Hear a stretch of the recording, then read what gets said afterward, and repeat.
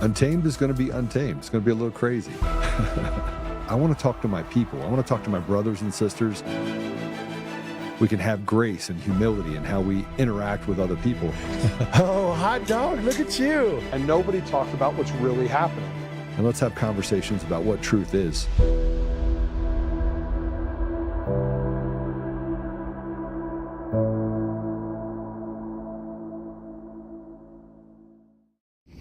And in Shasta County, California, this is a charter county, and you guys have the right to use paper ballots. So your ballots are actually the mail-in ballot that people hand fill out. Yes, that's by hand. Ideally, that's the case. That was not my observation at the time that I worked here at the elections office. Your observation was that you saw ballots that looked professional. How do I say this? I don't want to use words for you. You saw ballots that looked perfect. Yeah, too perfect. In my limited understanding, I would say that they were copies. Oh, like copies. Or that they were mass produced. Because they weren't hand printed. They didn't look like they were filled out by hand. That's correct. Okay, and then the paper, what did the paper seem like? It seemed that there was some discrepancies with the paper, but I did not observe the variances that other people did.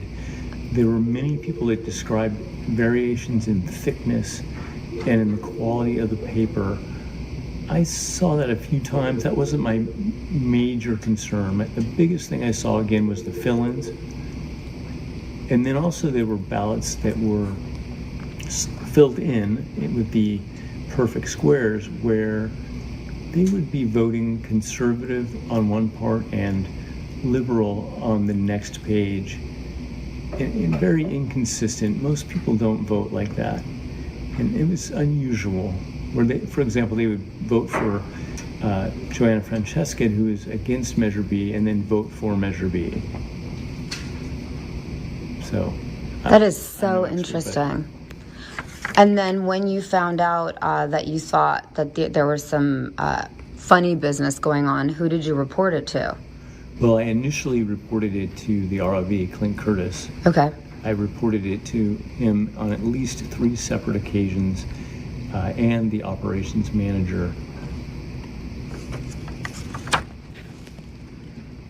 So if I had my wish, I would like to have Homeland Security come in and take a look.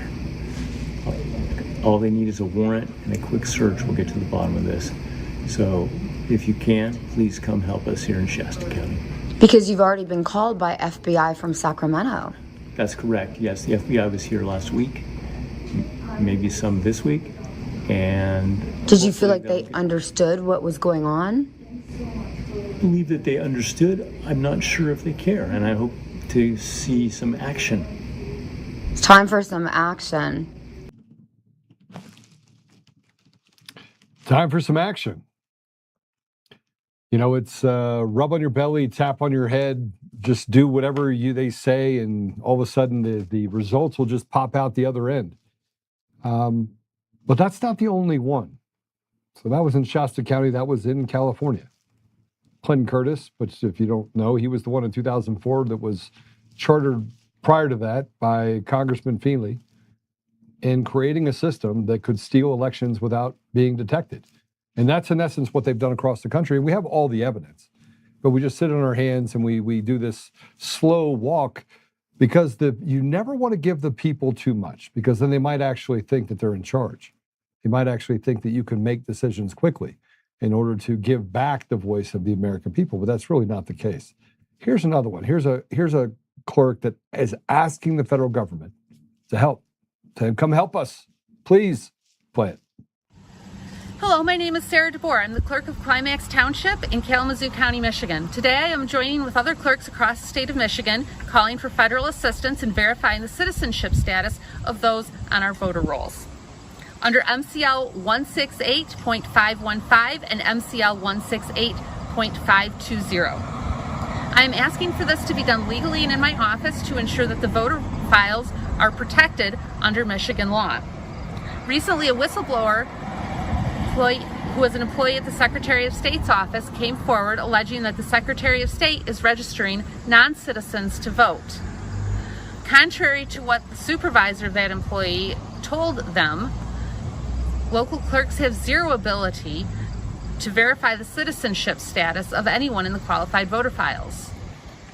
So I am asking for federal assistance to do my duty as a local clerk to ensure that those who are registered to vote are also legal citizens. Absentee ballots go out on September 24th and time is running short. So I look forward to hearing from someone and working with someone from the federal government very shortly. Thank you very much. They're asking for help. What was interesting about the first video is that he said, hey, look, I don't even think they care, because they don't. Bureaucrats don't care. These are largely people that do not care what the American people think. They don't care. They don't care. Now, we were we got a lot done yesterday because the Supreme Court basically said, hey, you have to have some way of creating every ballot must have a serial number, and we get to know every ballot, what you send to every person, we get a copy of it, and we're going to come in. I know the ultimate goal that President Trump is likely to have is that he's going to walk in and say, state of emergency, I'm coming in, I'm going to check ballots in this area, this area, and this area. And by the way, if you're the Secretary of State, you're going to prison. And by the way, you're an enemy combatant at that point because you violated the rights of American citizens in a way that you acted seditiously. That the representative government that they have at the state level would be represented by fraudulent people. And therefore, we can send you to a military site and we don't have to go through the judges that we currently have in this rotted judiciary you want to call a kabuki theater, banana republic, a system designed by cartels and cabals to hurt the American people while basically lapping it up for themselves. But you know what? We just want safe and secure elections, and we'll take care of it ourselves. But we recognize that 60, 70, 80% of the money that the government has, they waste. They waste it. They give it to themselves. They give it to their friends. But the American people are largely on the same path. They believe the same thing. CNN are showing how many Americans support voter ID. This is their own graphic. Look at it. Take a look here. Favorite photo ID to vote. 85% of white people favor it. 82% of Latino. 76% of black Americans favor it. So the bottom line is this. Voter ID is not controversial in this country. A photo ID to vote is not controversial in this country. It is not controversial by party, and it is not controversial by race. The vast majority of Americans agree with Nicki Minaj that, in fact, you should have a photo ID to be able to vote. So something of a... Now, if you have to have a photo ID in order to vote, you also then have to vote in person. And a vast majority of people have given up the idea that we should do vote by mail elections, that we should have someone out front that's counting how many people go in to actually vote. Oh, you voted? So that we don't have another system that comes in and says, okay, I know that you uploaded the results here, but we're going to go ahead and add another 20,000 ballots. Oh, here's a precinct that doesn't even exist. We're going to change it so the precinct that doesn't exist now has more ballots for this candidate over another candidate. They've been stealing elections at every level for so long in every state for so long that we're not represented by anyone other than demons and Team Evil. That's it. And here, by the way, is James O'Keefe discussing what the Democrats want to do to him for uncovering fraud. This is what hold on. So you uncover fraud, and they're like, no, we gotta do something about it. Go ahead, play it. Breaking news, Senator Lisa Murkowski and her staff are calling for my prosecution. This comes after our explosive report inside the Alaska polling centers, where I was personally offered the ballot of the brother of Lisa Murkowski without showing any ID. The last name is Murkowski. State ID. Oh, okay. Military ID. I think I left that at home. Oh. Would it be possible to vote without it today? Absolutely possible. Now, on top of this, the state director for the senator has submitted an official complaint to the Division of Elections stating that our team committed, quote, voter fraud. Now, why are they so upset at me? I mean, shouldn't Murkowski and her team be upset at the non-existent laws that allow anyone to be offered their ballot? Why does Lisa Murkowski want to prosecute me for voter fraud when she continues to support it by opposing the SAVE Act? The senator claims that rural Alaskans would be disenfranchised from voting if the SAVE Act were to pass. So you're in on Alaska, say you're a fisherman or a teacher. The flight to Anchorage, because this is where you're going to have to go. You're going to have to go into Anchorage, 800 air miles, $1,100 per seat if you can maybe get on a charter. Well, gee, that's funny, because we actually went to rural Alaska, to the specific islands that Lisa Murkowski mentioned on the floor of the Senate and in the Wall Street Journal. And guess what, Lisa? They contradicted everything you said. Stay tuned.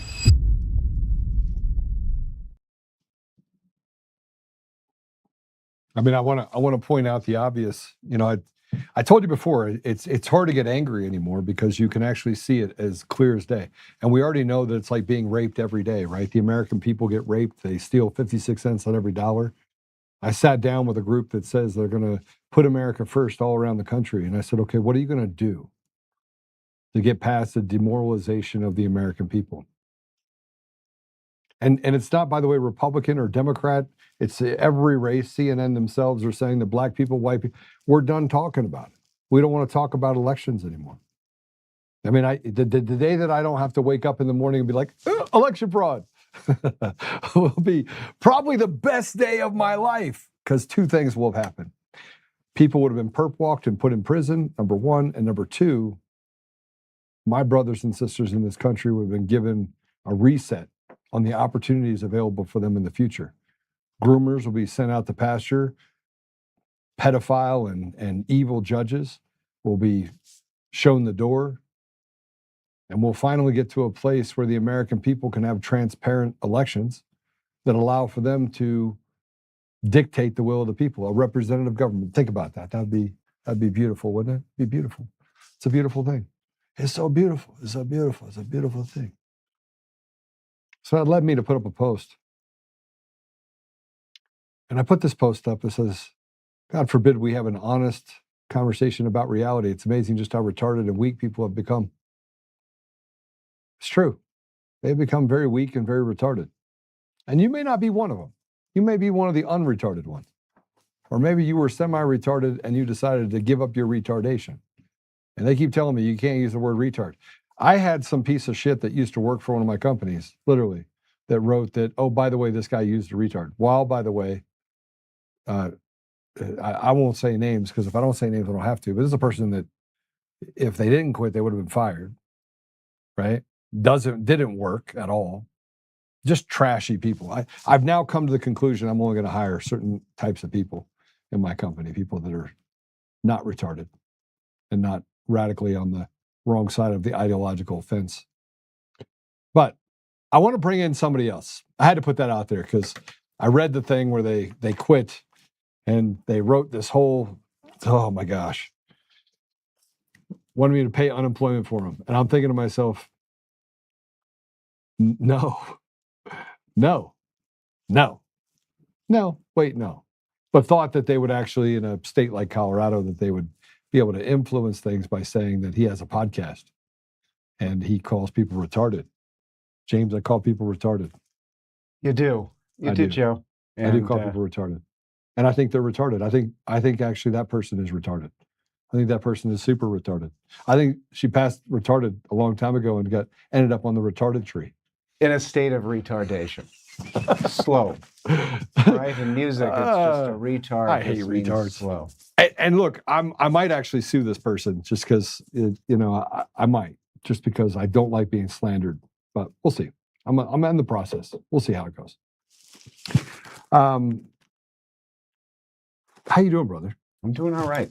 I'm doing pretty well. It's been a little while. Haven't had you on. I know that you're, working on some of these grassroots stuff that's happening on the national scale, and been over to Mar-a-Lago a couple times. And Yeah. Well, that was a while ago. I haven't been back there. I think maybe you were at the Ellipsis on Jan 6. Were you also at the Capitol? No, it was freezing. The only reason you didn't go is because it's too cold. It's too cold for Jane. No. We were starving. Okay, this is getting worse. Oh, you were starving. We were starving. And you were so cold. And we knew exactly what was happening in the Capitol because that started before he stopped his speech. So. Oh, really? So aside from being cold and hungry, we had some insight as to maybe some of the goings on and some of the infiltrators that were actually there. So we decided to wait it out. We actually went back to Trump Hotel. We ate lunch, put it on the TV, and the shit was already started. So from everybody calling, my wife and I going, "You gotta go, you gotta go." You gotta go. Well, we'll go in a minute. And then they called us immediately, like, "Don't go, do not go." Oops. We had an idea of what was going on before we got into DC. So, well, I was at the State Department getting. You had an idea what was going on? I had an idea. I had a lot of ideas. I have a lot of ideas what happened in the elections. And they keep gaslighting. You have Eric Coomer running around going, "I'm going to sue everyone." It's not going to work out for him. It's not going to. Mm-mm. It's not going to work out for a lot of them. Or his lawyers. Oh, man. So I've been deep diving on Eric Coomer's lawyers. Well, they don't care. David They're just getting paid. Oh, my gosh. Bro, You know? can I do this? Can I Wreck-It Ralph? Wreck-It Ralph. All right, let's Wreck-It Ralph. So one of Eric Coomer's attorneys, his name is David Beller. Can we get a picture of David Beller? Can we get him? I want a picture of David Beller in his Speedos. The what are they called? Lululemon skinny jeans. Okay, no Lululemons for him. He's a tight pants boy. I think he's actually. I mean, he definitely is of the persuasion. Yeah. He likes Oys. Something that matches with Oys. Little boys. A lot more of them do than we would like to believe. He's a little weirdo. So anyway, I did a deep dive on the lawyers for Eric Coomer. And boy, let me tell you something. First of all, I got to tell you, I went down to a town in Texas. Mm-hmm. I think you know what town I'm talking about. I do. And I was talking to a friend of ours that lives down there in that Texas area. And we're dealing with a legal issue for someone that was... Well, I'm just going to say it. He was raped by a guy that literally was. I had to get permission to talk about this. I had to get permission from the person to talk about this, and I'm not going to use his name yet. But he was raped by this guy, drug raped. But he's a well-known person in that town. So I went down there because I'm kind of like that guy just walked in. I just started walking in, asking people questions. Hey, do you know who Tim is? Do you know this Tim guy? And they're like, "Oh yeah, we know him. He was the mayor." James is worried. He's like, "Where are you going with this, Joe?" So then I kept asking questions, and they're like, "Yeah, you need to talk to this guy. Give me his number. Can I put you on the record?" They're like, "Oh no, absolutely not." So then I call that guy, and I find 3 other people. Now, just so you know, the police department and the DA's office had all the information. They had all the information that I was able to get in 20 minutes at a coffee shop, a place where you do what's it called? Consignment shop. Mm. And I went across the street to a burger place, and then I went to another place across the street that had like flowers. So I went to 4 places. I only spent a total of 45 minutes asking questions. Didn't go very far, and came out the other end that you need to call this person. I call that person, and this person that they're talking about had done this to other people, not just this person. Like he's a serial drugging and rapist person, right? And I'm purposely not putting the information out there because I'm trying to draw some conclusions about some of the people that are Coomer's lawyers down in Texas And this particular weird organization or thing that's happening in this town that, you know what the town is, I'm going to leave it out for right now. And the David Bellers of the world that are then tied into this organization called the OARC, which is, it's the Office of Attorney Regulations of Colorado. So they regulate themselves in Colorado and disbar people and things like that.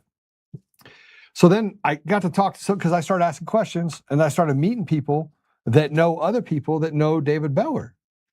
And then I met someone that was represented by David Beller's firm who did not tell them that there was a conflict in their office because he worked with the people inside the OARC. Mm-hmm. You got it? Okay, put up Skinny Jean Boy. There he is. I can't see his skinny jeans. Nobody can see the fact that he has chicken legs, right? This is totally wrong. Anyway, this guy is like plays for Team Evil, right? So he's Eric Coomer's attorney. And he's like, I don't know, 5 feet tall, and he weighs like 40 pounds. Yeah. Which is just a little bit less than me. It's quite a bit less. I picked you up before. He's a little man. He's a little man, very little man. So I started doing all this research on these guys, and I'm going to do an entire show on David Beller. But David Beller, man, by the time I'm done, I'll wreck it, Ralph. And I'm going to bring on people that have had to deal with David Beller. And so I just wanted you to know that this is Team Evil. This is the guy that in the legal deal. And one of the reasons why we can't ever get to a conclusion in our state, and I just totally went off to Wreck-It Ralph about this guy, is because we can't get to a conclusion on the election because we have gaslighting little demons like this guy who, frankly, are just terrible human beings. They're just terrible. Just a terrible, lying guy. He's just not a truthful guy. He proudly serves 1,000 criminal defense lawyers right here in Colorado. Is that what he said? Apparently, that's what we've got here. Okay. This looks very professional.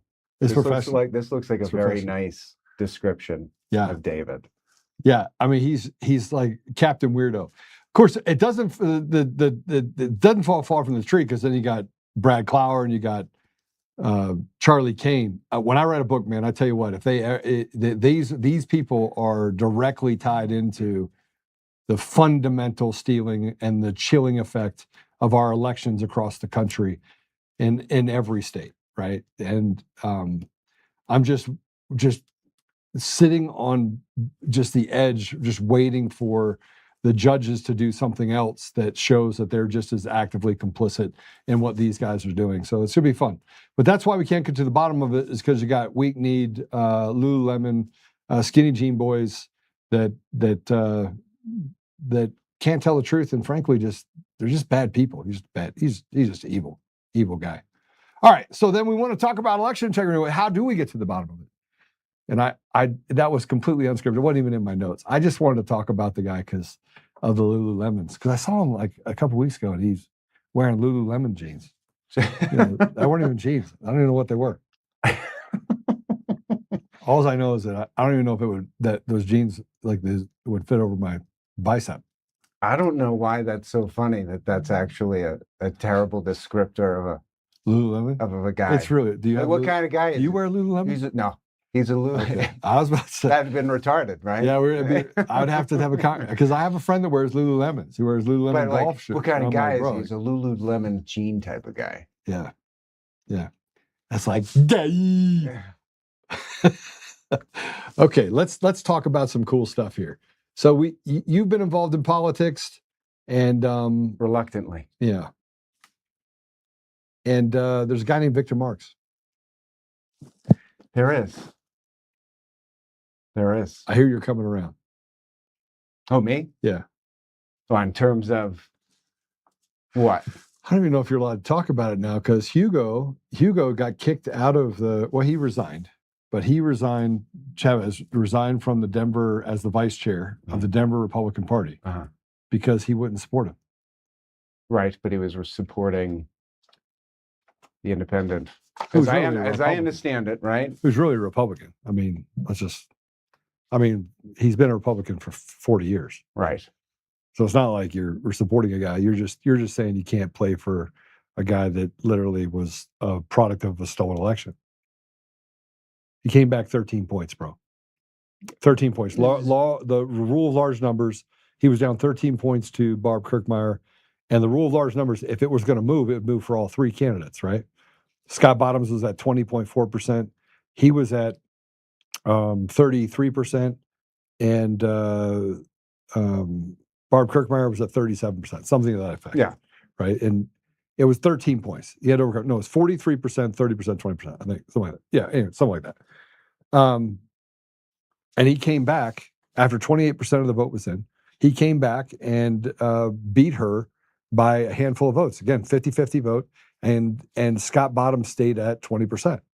That's not a real election. That's a fraudulent election that was manufactured out of thin air using a fraudulent database of voters across the deal. They just found votes wherever they needed to. There's almost no argument there, but Okay. I'll tell you, I would have loved to be a fly in the wall in the conversation between Marx's campaign and Kirk's. I know that you like Kirk a bit, right? I think she's a nice person. I mean, she's got an F rating on she's not a Republican. Well, none of them are. You think Marx is?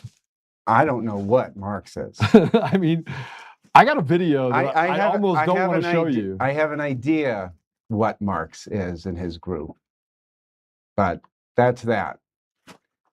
So, but at the end of the day, Scott Bottoms was the only one actually running a campaign. Yeah. Yeah. So, I mean, there was a lot of support there. So, but you did? All right, let's see Beller in skinny jeans. We actually have Beller in skinny jeans. Yeah. They gave a little bit too many muscles, though, bro. They should have been just stick figure legs. That's a man in tights. Man in tights. We're men, women in tights. Okay, so I have to. I don't know how to.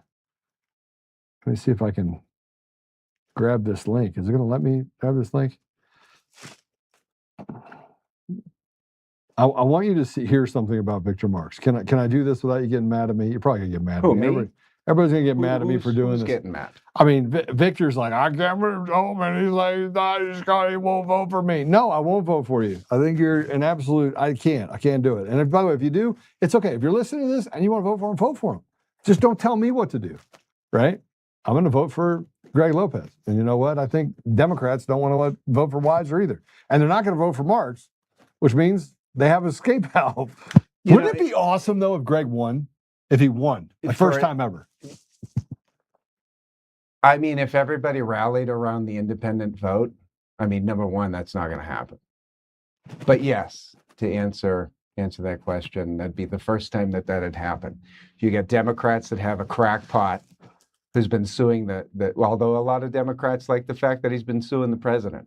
So maybe that'll win him a few votes.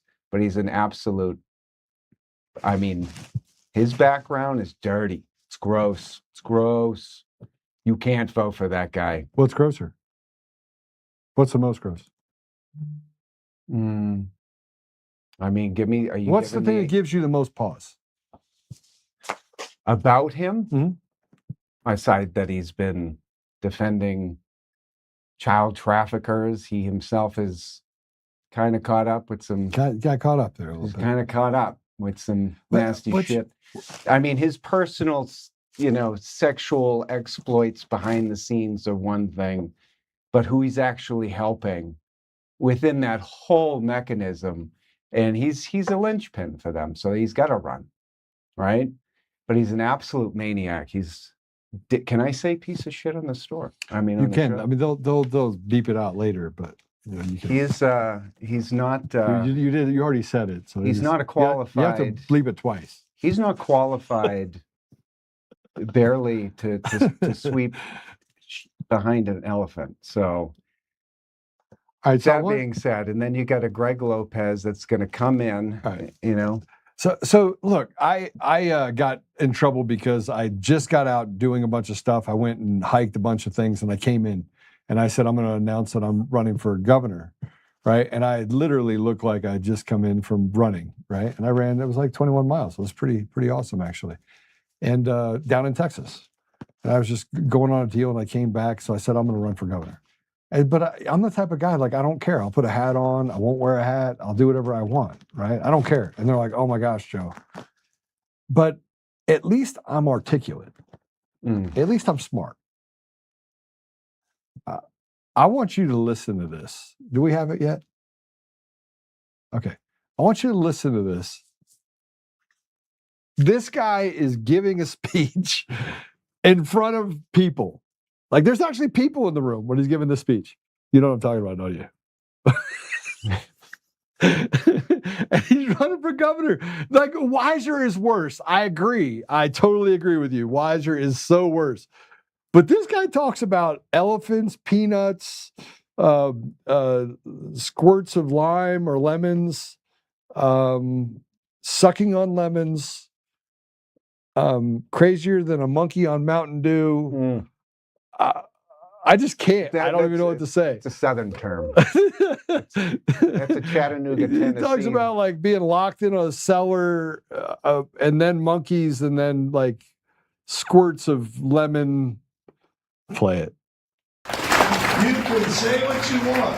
I may not have been your best pick. I may have not been your pick at all. But what's your choice? Now, what are you going to do? Send Weiser? You going to suck on a lemon and send Weiser? I had a fellow tell me the other day at a stinking fundraiser. Y'all can tell I'm not a politician. I don't give a flying squirrel sack what people think. I'm going to get the mission done. That's why people elect someone.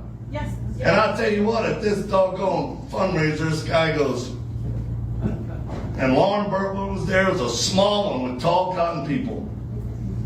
Big money. Oh, Jim Jordan was there. This guy looked at me and said, well, you want my choice? I said, well, what's your choice now? I ain't got time trying to hold you because I wasn't your choice and cuddle you, man. I said, what do you do for a living? He goes, oil and gas. And I guess he was proud of some zeros in his bank account. I said, oh, huh? I said, you too successful for me to call you oil field trash? Good for you. I said it in front of everybody. I'm like, do you want to pick a fight? You want to pump chest? You have no idea the level of crazy that will come at you. Like a monkey on Mountain Dew.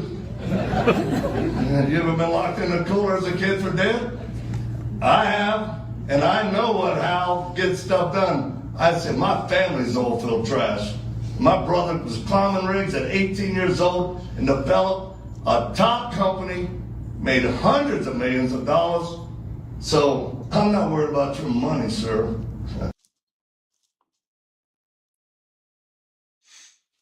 Well, there you have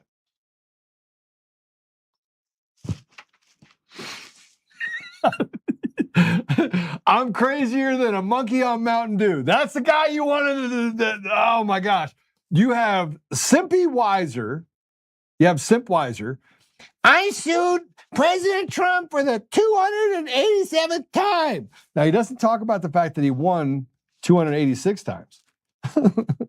He just said, I keep suing him. Like, it's just, you know, when you keep making the money, you can just keep doing it, right? You can just keep doing it. Bro, he went from... That's all his platform is. That's it. That's all he's got. You want to bump chests? Do you want to... And then you got a guy that's crazier than monkey on Mountain Dew. I wanted to bump chests. I told him I'd get on a mat with him. He's like, oh, I can't do that. His knees are I even put money... What? Knees are bad. Man, we'll get down and midget fight. I'll just get down on knees and... You put big boxing gloves on. One hand tied behind your back type of thing. Here's my issue, okay? My issue is that this is what politics has become. I mean, you look at Murkowski, look at Victor Marx, look at Lauren Boebert, I can go down the line. And it's this idea, you got the cool kids club over here, and you got a bunch of nutballs over here. And then you have the slander in the middle of all the people that are likely to be able to get things done. And those are the people they don't want to elect. They don't want to elect people to get things done. They want to elect someone who is fruit of the poisonous tree, or fruit of the tree. I mean, Lauren's son was just arrested for the second time for sexual assault. I mean, it's a pretty big deal. I mean, I can tell you right now what would happen when my daughter, and you can check the math on this. When my daughter went to school and she told her counselor, every time my dad leaves the country, I think he's going to die. I was sitting in Doha, Qatar, and I got that message. And I had both the partners on both sides of me, and I just got that meeting with Sam El-Haj, Guantanamo Bay prisoner 345. One on one side, one on the other, and I was like, guys, she went from straight A's, never got a B, to C's and D's, freshman year in high school. And you know what I did? I quit. And I wasn't just good at what I did, I was ridiculous. Like, ridiculously good. And so what I do, I quit, went home, cut grass, and told them both that I needed to take a sabbatical. They said, for how long? I did the math, my son and my daughter, and I was like, 7 years. 7 years. When my kids are through high school and I need to go be a father. And I came home, and you know the thing that consequences will continue until attitude improves? Improved. Right. And she ended up going to a beautiful school. She went to Florida Institute of Technology. Super smart. She's a beautiful girl. She ended up coming out of the middle of that. But that's what you do when your kids are going off the wrong path, is that you pay attention to them. You don't just run off and try to self-indulge and leave your kids to fend for themselves. And that unfortunately is the Hunter Biden effect, right? You look at Hunter Biden, you look at Biden's, is that they were so consumed with everything out there that they forgot about what was in here. They forgot about the family. They abandoned them. So yeah, you turn to guns and hookers and whatever else Hunter Biden was into, and you sell your soul to the devil. Murkowski did the same thing. She wants to go after O'Keefe. Why? She should be embracing the fact that the election systems are absolutely fraudulent. She should be embarrassed. Yeah, but there's no embarrassment. No, because it's their job. And so this is where you get into the American people are just kind of tired. We're at that point where, we look at it and go, why? Why do we even bother? Why pay them 56 cents on every dollar? Why give them money that they can just waste? And they can't understand, by the way, when businesses suffer and they can't pay their bills. They can't understand it because they don't care. They just say, you have a magic tree out there.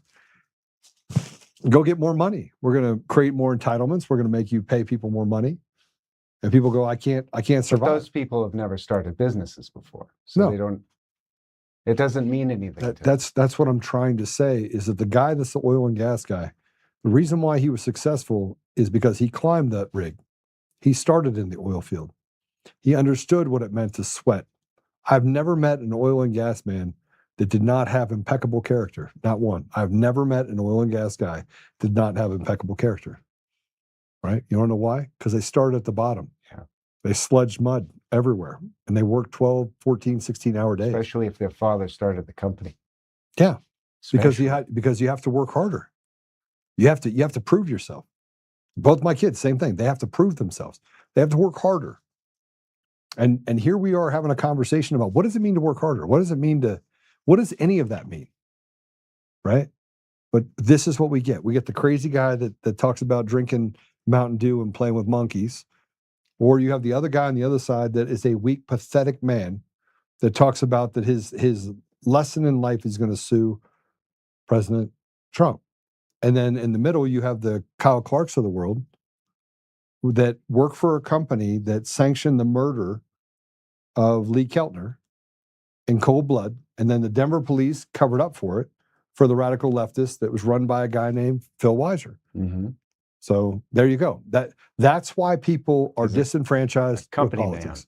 Huh? He's a company man. He's a company man, but not for the company he keeps, not for the people. Just Not for at themselves and the people that want to basically steal from the American people. Yeah, that's the apparatus. These are not real people. These are not real people. No, none of them are real people. They're not real people. I know I'm going to get a lot of flack for going after Lauren, but she went on TV the day before the state chair race to slander me with Kyle Clark on purpose. I saw that. Yeah, I was there. Consequences are best served cold, and I promise you there will be consequences for her. I promise. And I think that it's coming around now. Her son's is going to go to jail for a long time for sex assault. She's hoping that Marks gets into the deal so that they can pardon her son, right? Because that's going to teach him a lesson. But for not sure. Tina Peters. But not Tina Peters. Oh, no. Oh, no, couldn't do that. Mm-hmm. But she'll take credit for that, though. She'll take credit for it. Okay. Yeah, it's... Let me ask you some questions. Can I ask you some questions? Yeah. Why are Republicans in Colorado, why do they suck so bad? You know what? I think there's a mixture of...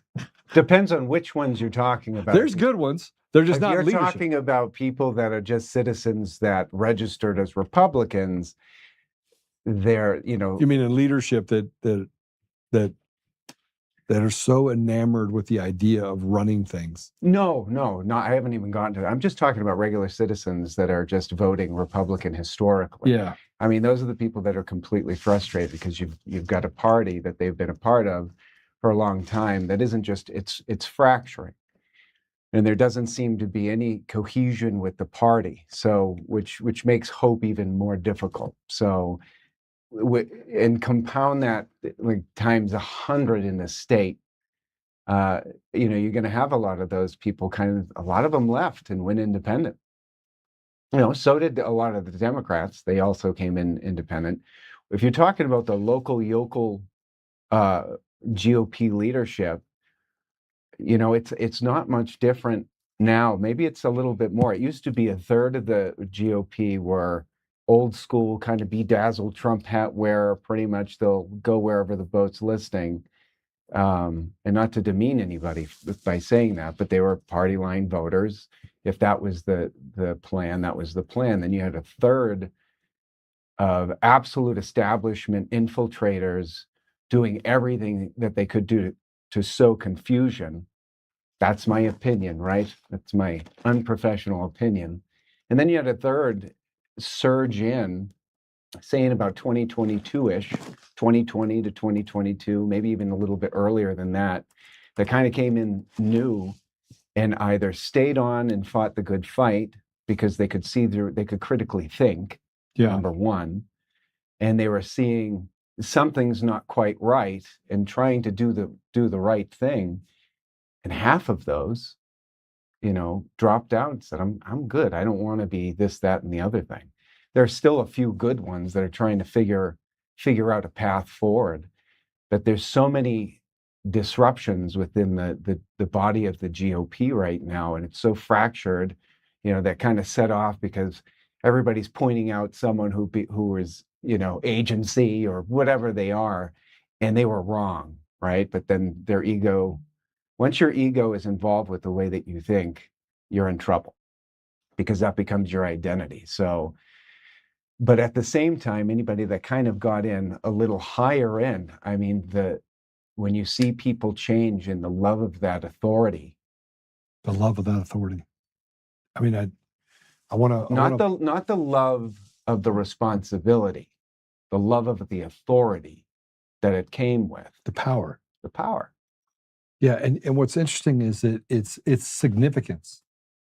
People find their significance in a post where they can actually do harm or take from or rule over another. And it really is sad. It really is kind of I look at it and go, that can't be real. You can't actually really feel that way. But they do. They do feel that way. And they make really retarded decisions, and they do things to hurt the people in their community.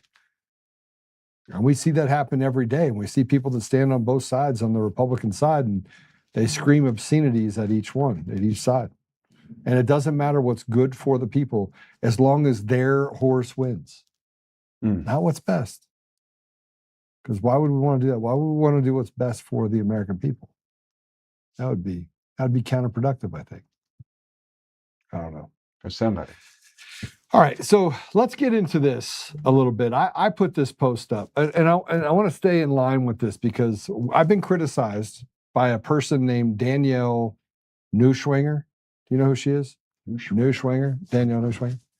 All right, so we're going to talk a little bit about Colorado because Colorado is basically like it's just do the ditto, same in every other state, because what I'm about to tell you is the same. So you have people that try to pimp and other people, and this Danielle Neuschwanger likes to pimp Victor Marx. And the pimping of Victor Marx is she ran for governor in 2022. Now she's had a litany of, I mean, she's a hot mess, but don't know a whole bunch. She didn't like me. She's she didn't like me. Wild Buck Realty. Yeah, Wild Buck Realty. Yeah. So anyway, pretty interesting character, Kat. Greeley, right? She's a Greeley gal. So she decided to enter back into politics, 2022. She ran against Heidi Ganahl. Heidi Ganahl got the nod for governor. She didn't. The American Constitution Party. So then she joined the American Constitution Party. And she was asked, whether or not, same thing, whether she would support Heidi Ganahl over, if it came down to it, over letting Polis win. And she said, I'd rather Polis win. Mm. But then she came out, let's put these up real quick, because the first one is, she was asked, the question was asked. Now, they asked this several times. She did an entire video on this. Why not?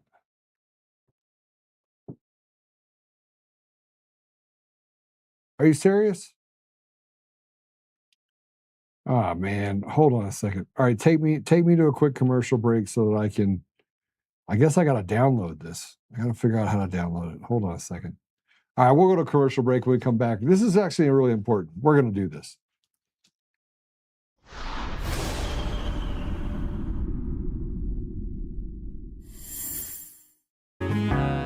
Oh, hi. I almost didn't see you there. Welcome to DCF Buns, where you can find the freshest buns in town, if I do say so myself. Oh, our master bakers teach class every week. So whether you're new to baking or trying to improve your culinary skills, we got you covered. And we can help you bake the cake of your dreams. We'll even clean your cake if you want. And if you don't want to bake anything yourself, we have loads of fresh buns available in a variety of shapes and sizes. Check us out at dcfbuns.com to learn more. DCF Buns, we keep the buns hot and the deals hotter. Buns.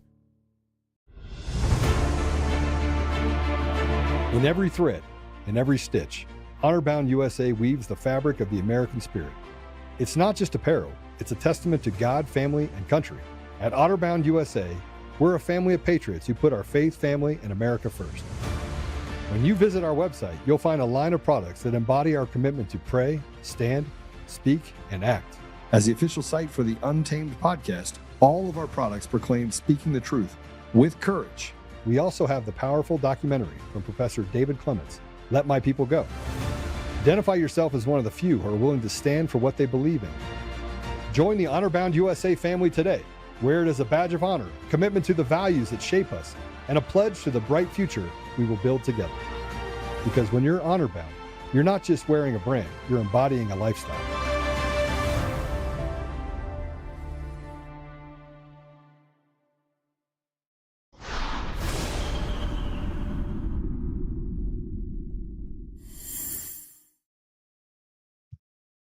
I hate it when things don't work out the way that I want them to work out.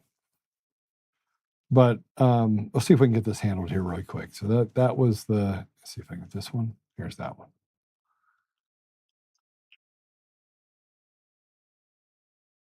Okay. Okay.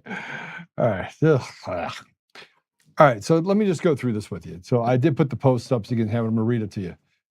And it was Donna that said, hey, Greg Lopez supported both Stapleton and Heidi in their respective campaigns for governor. I believe Danielle made a post where she stated that purposely attempting to hurt the others running for governor when she did not make the Republican ticket. Somebody reposted that not long ago. Now, Danielle goes, that's fake news. That was created by Holly Calvert as a smear tactic before the 2022 election.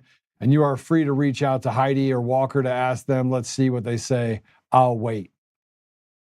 Okay, so attached to this is a video. It's a video of Tina Peters And since we can't actually get the video of Tina Peters, it's an actual video. I'm gonna play the video for you, and hopefully you can hear this. And I want you to listen to this. This is Tina. She was trying to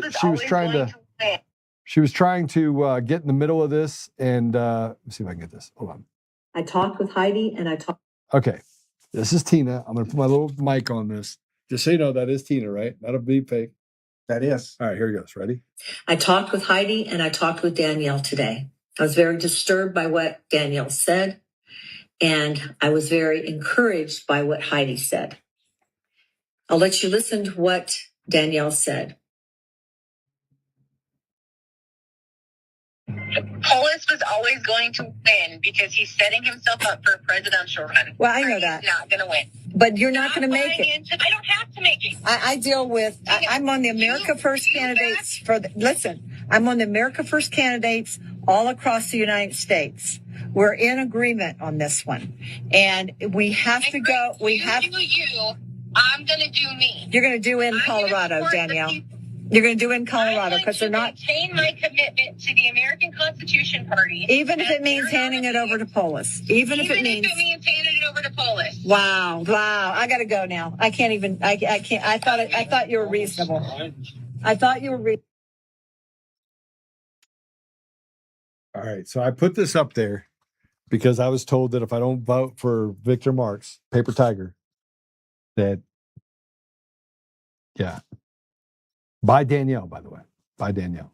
Danielle said that? Yeah. And by the way, Heidi Ganahl was an amazing person. She ran for office. She was an amazing person. And she actually did win. But the election is Willy Wonka and the Chocolate Factory in 2022, just like it was in 2020. So there you go. Danielle seems like a tenacious young lady. Yeah, she's tenacious. You know? She's tenacious. That's a good word for it. Is that a good way to, how would you describe it? I would say that she's a little retarded, but okay, I'll start there. All right, so let's let's get some. This just brings me into the fact that the politics in Colorado, like most states, when it comes to Republican versus Democrat, we saw what John Thune did to the Save America Act. You saw what Murkowski did, and she wants to have James O'Keefe arrested. You see what the Democrats and Republicans are doing, largely in order to maintain and seize power. Just right? Hold on to it tight. It doesn't have anything to do with Democrat or Republican. They're all betrayers. Like, pass it, take chess pieces off the table, get us to a place where we can see the bottom of the ocean, and then give the people an opportunity to take away immunity from judges. Put it on the ballot. Make it a constitutional deal that if you're a judge, you have no immunity. That's what has to happen. You want to change things? Make it so they don't have lifetime appointments for the on the federal side and on the state side. Not only do you not have lifetime appointments, but get out, right? You actually can be sued. Make them have to spend money. Make them have to spend money. So I want to show you this because there are 9 Democrat-held House districts in Colorado where not one Republican stepped. They're basically running unopposed. Completely unopposed. 9. Play it. Colorado. We all say we want change. We complain about the direction that our state is going. But here's a hard truth. We have 9 Democratic seats that are going unchallenged. Like zilch, nobody is stepping up. Now, if we don't show up, we won't have a seat at the table. Not only will they be the supermajority, it's going to be a total collapse. So what does that mean for us? We'll be the super minority and we will not have a voice at the table and we will be silenced for years. And guys, you can't win the fight that you don't show up for. Are these races going to be tough? Abso-frickin-lutely. We need people who are not scared to step up. We need candidates that are willing to show up for these districts. And we have till September 4th to fill these vacancies. You all can't just sit on the sidelines and hope that someone else is going to do it. Now, guys, if you're waiting for a sign, this video right here is it. Step into the arena. Colorado needs you. Your district needs you. I'll include the district numbers down here in my captions. And God bless.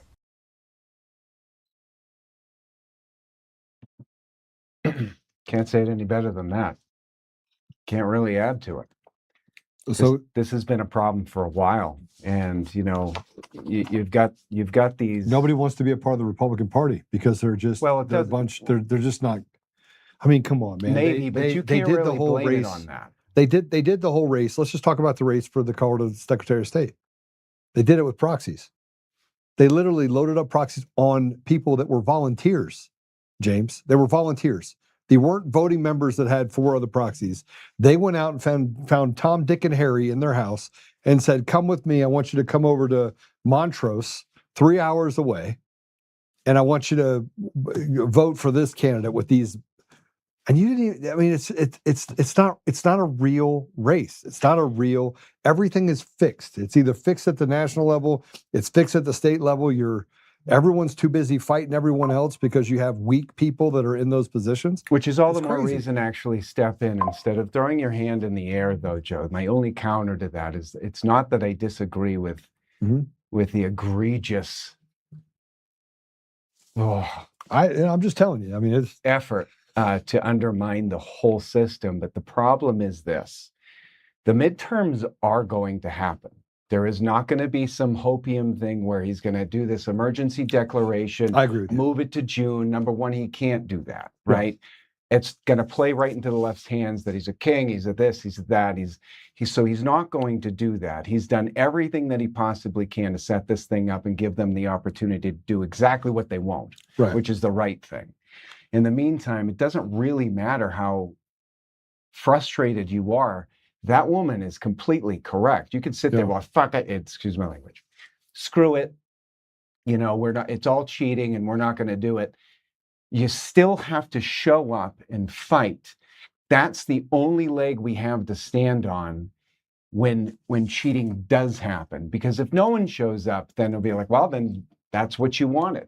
It's either that or what do you suggest? Everybody's going to vote for the center or some independent or... I mean, that's possible.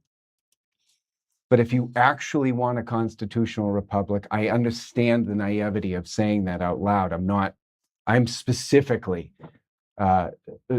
aware of all kinds of cheating and how they do it, who they're doing it through, no different than, same as you, same as most people watching. I mean, if they're watching you, they're probably read in just the same. But if we just sit there, I don't know. I got some. Screw it. I'm not going to do anything. Then there's zero path forward whatsoever. So someone has to step in. Otherwise, you're going, all right, I'm going to give up. I'm going to give it up. Then screw it. They can have it.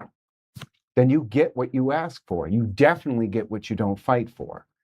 I mean, I've seen it. I saw what happened with you. I know. I get it. Listen, the best part of that is that the Republican Party then seethes on itself and gets rid of good Republicans by saying you're not allowed to have an opinion. You have to vote for the candidate we have for governor. They supported everyone downstream. I mean, Hugo Chavez, Hugo. Right. But if you're speaking to citizens, just voting citizens, they can vote for whoever they want. But he said, hold on a second. He doesn't have to vote for the... Let's take him out of the mix. Yeah. The problem with the state right now is the House. We need Republicans in the House. Otherwise, they're going to have a supermajority, which they're that close to. Yeah, that's... And they're going to be writing legislation with the LGBTQ... I think the people legislative of Colorado caucus at 3:00 in the morning, and they'll give it to Weiser. Okay. So here's what I know about Colorado. 71% of Colorado people lean to the right. Not 71%. Well, then they can vote for whoever they want. But it's down ballot that's the biggest focus as far as the state is concerned. We can't do anything if we don't have a body in the House. Well, listen, we have the ability to capture all of this if you had free and fair elections. But the reality of it is you have leaders that are already in positions of power and authority that are there, that are feckless. So what's your... They're terrible. And I understand that, and I've heard it, but what's the solution? What's the way out of that? I mean, at this point, I think that President Trump has to do what is necessary. And I agree, you got to put people in these positions that are, that are Republicans. But the reason why they're not there If you don't address the reason, you can say all you want, hey, hold your nose and deal with the leadership there, all you want. You can say that. But nobody has an appetite to hang out with drebs of society that walk around telling you how authoritative they are, right? Just because they're the president or the vice, whatever it is, of the District 35 Republican Party. You have to address the elephant in the room. You can still get people to vote, do it. Yeah. Matter of fact, I know of a few people that live in House District 42. I'll get somebody to get in there. So if you're in Colorado, by the way, and you're in House District 7, 10, 11, 23, 28, 35, 38, 41, 42, or 52, those are the actual House districts in Colorado for the Colorado House that have no Republican that could run. None. None. The other two, like 7 has a libertarian. All right, sure. The other one has center party and unaffiliated in a libertarian.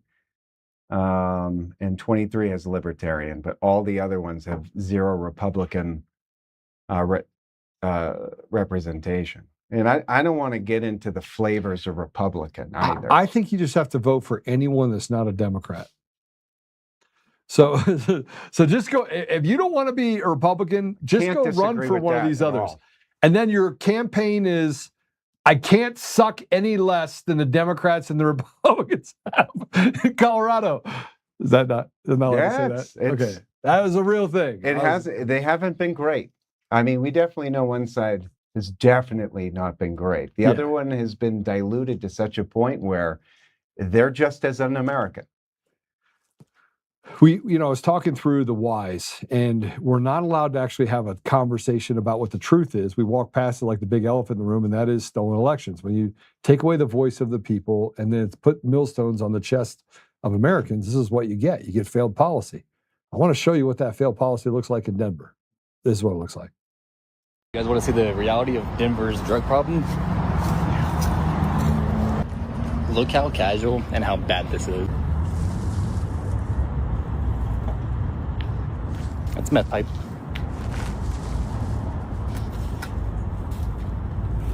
That's a lighter. Everywhere.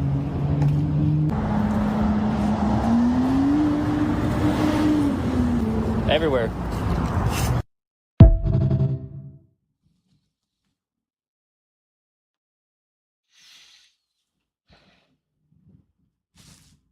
Everywhere. Everywhere. Denver County. Yeah. Well, it's not just in Denver County. I don't mean to say it that way, but that's when you have an evil, maniacal group of leaders that just want those people to die. Yeah, I mean, look, I don't want anybody to die. I want to I don't want to have selective humanity. That's somebody's son. Yeah, I mean, look, at the end of the day, we don't have just failed policies. We have an open door to drug abuse and pornography and trafficking of children. And I mean, I go down and grooming of kids inside of schools that create mental illness. And then you have psychotropic drugs. And I mean, just imagine the number of things. Kids literally had no opportunity to survive anything if their parents trusted the government. If you trusted the government over the last 20 years, there's a high probability that your kids are drug addicts, radically left, mentally ill, or a sicko. Am I wrong? No. And here's an interview from CBS about an immigrant who is weirdly deported to the wrong country. Play it. Y Yasmani, no pueden salir de ese edificio. You cannot leave that building. No, con el oficial solamente, aquí afuera. Porque ya se llevaron a él a Daniel. Wow. Nos tienen aquí detenidos en un centro. No podemos salir, no tenemos documentos, sufriendo por nuestra familia. We're suffering. Que no conocemos, otra cultura. Hay mucha violencia aquí en la calle, no podemos salir. Los Estados Unidos nunca te avisó que te iban a deportar a África. The U.S. never gave you notice that you were getting sent to Africa. No, a las 5 horas en el avión fue que vine a enterarme que veníamos a África. Were you deported because of a criminal record? Yo no tengo ningún antecedente criminal, solo infracciones de tránsito. Where are the other deportees from? Nepal, Nepal, Vietnam, Cuba, Ecuador, Honduras, y África. and Africa, Y Rusia. and Russia too. Pero ninguno de ustedes es de ese país. None of you are from that country. Such a lie. Ninguno somos de este país. None. Están atrapados. You're stuck. Estamos atrapados en este edificio. Y en África, and in Africa. Y en África, en otro continente que no conocemos. Y este es un país bien violento, que lo he buscado en YouTube. Puede ser que nos vean sin documento y nos pueden matar, nos pueden arrestar como le pasó al compañero Daniel ayer.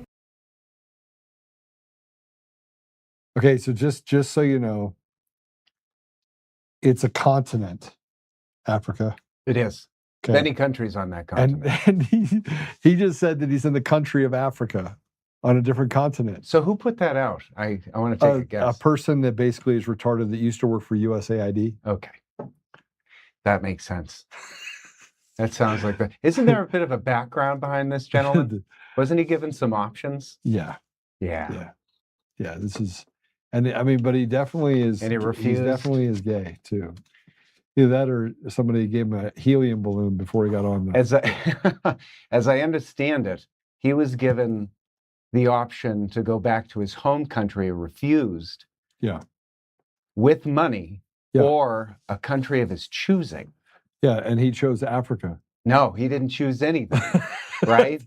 So he didn't choose anything. He chose Africa. And they sent some country in Africa. All right. And it's very violent here. And I'm thinking to myself, Africa, it's like it's violent in New York City. I mean, the guy literally came from Honduras or one of those countries. Those are violent countries. Those are violent countries. And you're going to a country in Africa, you think... I don't know that he picked that. I thought, as I understand it, I don't have a source in front of me, right? But as I understand it, he was given an option to go back to his country, said no. Yes. Then a country of his choice, $2,500, and he refused all. And they said, okay. Here you go, and you're going to go to Africa. And that's when he goes, did they tell you where? Like, no, because you just refused to go back. And this numbnuts is going to go like, but he's also lying. He's also lying, said he didn't have a criminal history. He does. Oh, yes. Oh, I can. You Four saying that he would lie about that? He's lying about it. Oh, yeah, and you have a criminal history? No, he said criminal convictions. No, you were charged with 4 crimes. 4 crimes. He was charged with 4 crimes. And then they're like, get out. And they had him dead to rights. And they're like, get out. He's like, no, I've never been convicted of a crime. No, that's because they kicked your ass out. They said, get out. Go to the country of Africa. I still can't get over that part. Okay, so we do have some wins. You know, some wins. We had some wins. Yeah, a few. What was the big win yesterday? SCOTUS? Yeah. SCOTUS was a win. I enjoyed the dissenting opinions. Are we going to read those? I don't have. I have them. We should read those. Get me the dissenting, because I have Kanawani, Ugajuga, Brown, Jackson. Did I say that all right? Ketanji Jackson Brown, I believe. That's how she probably. Supreme Court lifted a court block on President Trump's mail-in ballot order in a 6-3 vote. Catatonic Brown Jackson is mad, dissenting the states won't be able to reverse the rules in time for midterms. Securing our elections. So here's the great part of this. By the way, Patrick, can you give me a couple of ibuprofen, please? Like a packet of 2 for it. Let me just. You want to go through what it did? It did a lot of things. So her opinion, Justice Ketanji Brown Jackson accused the majority of taking its eye off the ball, thus missing the government's actual objective to secure our imprimatur for its effort to foment chaos ahead of the November elections. So what she's basically doing is she's calling President Trump the bad guy. Yes, because he's actually the one, by trying to secure the election or put everybody on notice, that he's fomenting chaos. So every time they say something, they're actually doing it. She's a retard. Well, she is. She's not that bright. She doesn't. She didn't know what a woman She was. didn't write that. She doesn't know that word. She doesn't know that word. No, absolutely not. She didn't write that, but that's her. That's her. All right, so dissenting opinion. Let me just talk about what did happen and what didn't happen, because this is super important.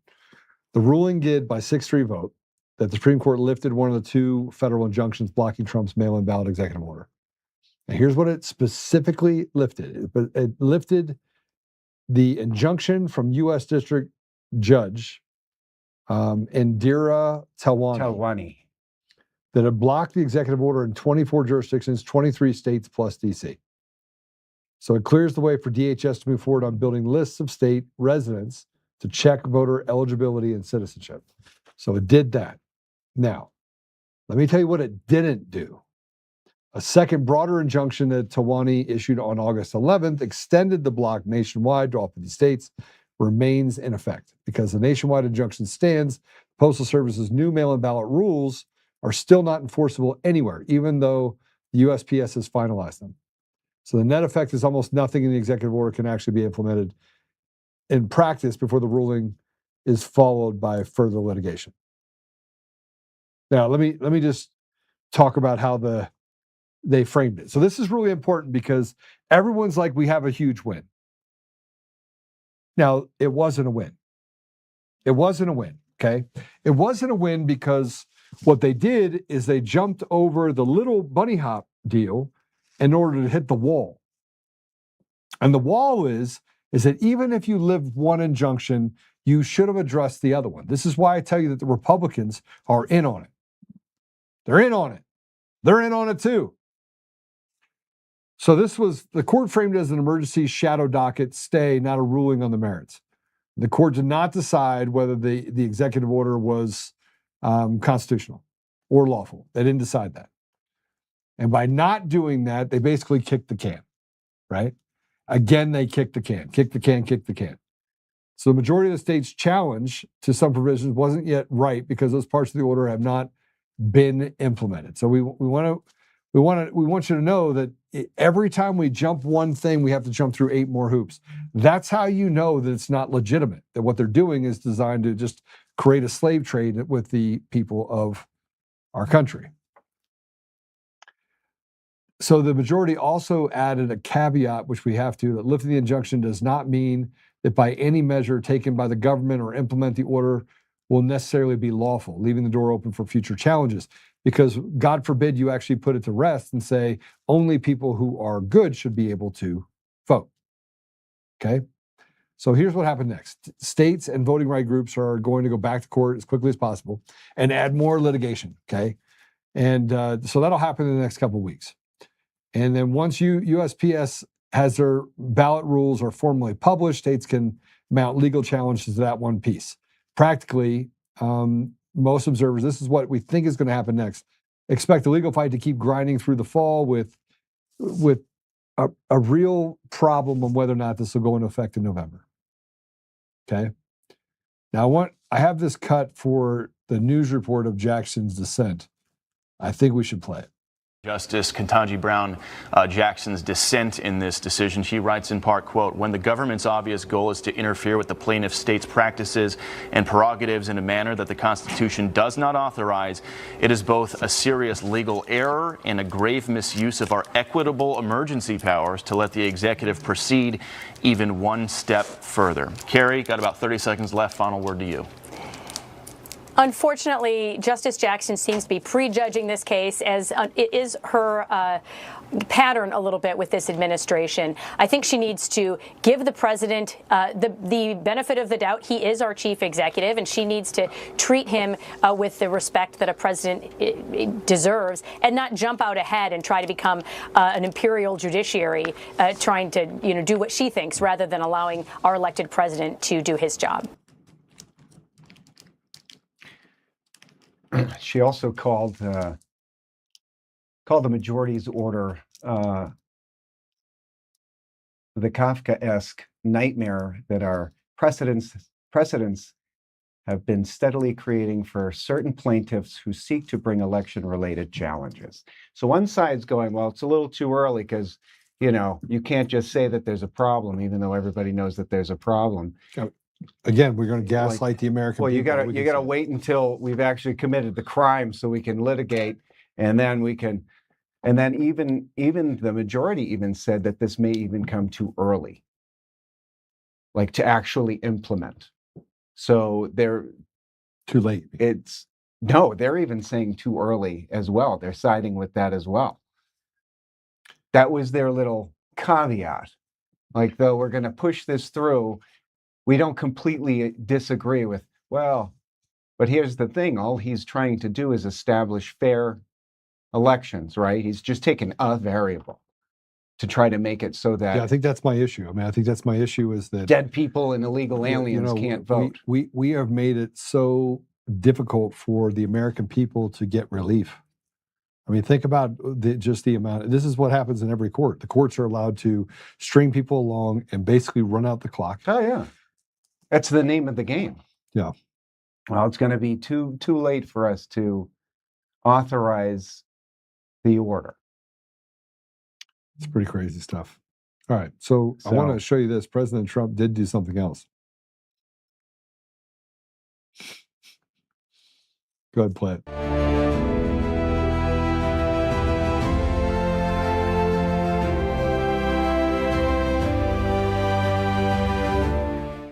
For those of you that missed it, that's Lake America that used to be called Lake Ontario.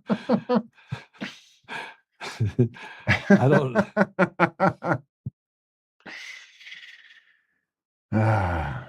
Well, you know, we're facing the backlash of Canada's tariffs, reciprocal tariffs, which I believe account for about $14.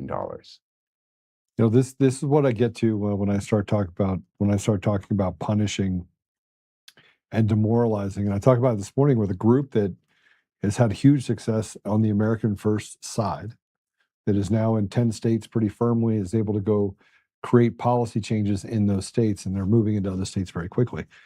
And so we wanted to have a conversation on whether Colorado would be a good state for that. And so I said, okay, well, let's have the conversation. So we did. We sat down and talked about it.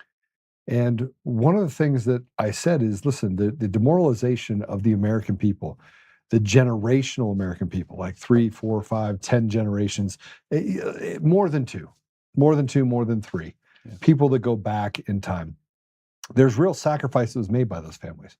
People that died in combat, that went in World War II, World War I, Korean War, Vietnam War, the Iraq wars, depending on which side you're in. But there was an immense amount of sacrifice that came with those. And what they've done is demoralized those people, Americans, and replaced them with people like Kunjani Brown, who's not an American. She's came here off a boat, you know, basically parents had her here, and now I can be a Supreme Court justice. We are walking past the American people and the idea and the ethos of the American people, and we are handing opportunity to people that are not only controlled, but they're grossly negligent in their duties to protect the American 100% ideal. And in California, it's gotten really bad. And I said that and the woman that we met with this morning said, hey, there's more Republicans in California than any other state. Total. I said, well, Colorado is a Republican state, 71% lean right. Yeah. And they're like, are you sure? And I was like, yeah, I know data-wise they lean right. And so the voting systems, that's how you know that people are, anyone that's in data can read data in such a way to know that the Overton window, if you leave it alone, do people are right or left, ideologically. And that you can use things like abortion a little bit, but there are right-leaning pro-choice people, right? There are. Sorry, there are. I'm not one of them, but there are. So you have to look at the window from the standpoint of, are they fiscally responsible, constitutionally centered, things like that. 71% lean right. Not what they tell us. But in California, they face the same problem. But because the elections have been stolen so thoroughly across the country, I mean, and I'm not talking about a little bit of stealing, but they've stolen things down to the town councils, the county clerks, you name it. Where the rubber meets the road. That's And because you can't see to the bottom of the deal, you can't tell where the mail-in ballots came from or what database they used or whether or not they manufactured them out of thin air, because the system is a trust us bro system. Well, just in California, they passed into law what's called the Stop Nick Shirley Act. Oh yeah. This is an act that says that it is illegal now to uncover fraud inside of the state of California. Let me say it again. It makes it illegal for you to go out and find fraud and hold your government accountable. Play it. This should come as no surprise, but Gavin Newsom has officially signed into law the Stop Nick Shirley Act. Now, the official title of this bill is called AB 2624, and it's made to protect immigration support service providers. So I exposed the fraud, and Gavin Newsom said there is no fraud in California. I said, well, there might be some. The Attorney General Rob Bonta said there is some fraud, but we're on top of it. But then his wife was said, hey, it's a crime now to look into fraud inside of California because she's the one who authored this bill, AB 2624. So what is an immigration support service provider? Well, an immigration support provider literally means quite literally anything that provides support towards immigrants. So that could be legal representation, legal assistance, case management, translation services, or even healthcare. And the co-sponsor of this bill is called CHRLA. Now, CHRLA received over $80 million in taxpayer dollars for immigrants, and that includes illegal immigrants as well. So do you remember the hospices or the Leering centers in Minnesota? For instance, this hospice, Holly, Angels of Hospice, they couldn't even spell holy, right? Well, today, for instance, Holly Trinity, another one of this guy's hospices, this guy got caught for over $27 million in fraud. Now, underneath this new law, if this immigration support service provider who provides services to immigrants gives me a piece of paper, a written demand to a person, business, or association to not publicly post or publicly display, I could not post my video of me exposing the hospice. But I say screw it, and I post the video anyways, I'll get a $4,000 fine. And not only that, I'll also have to pay for the attorney fees of the immigration support service provider as well. Now they're saying, well, it's only if it causes fear, if it causes someone to be threatened. Well, if I go expose a fraudster, are they going to be fearful that their fraud is going to be caught and they're going to get prosecuted? Of course. I'm just one man out here trying to teach the world how to leer a little bit here and there, and now they're coming after our First Amendment. So this Wednesday, we're not going to be quiet. We're actually going to do something about this. We'll be at the Capitol on Wednesday. I'll be speaking and a few other people as well, like Steve Hilton, Michael Gates, the Senator Tony Strickland at 11 a.m. So come and show up.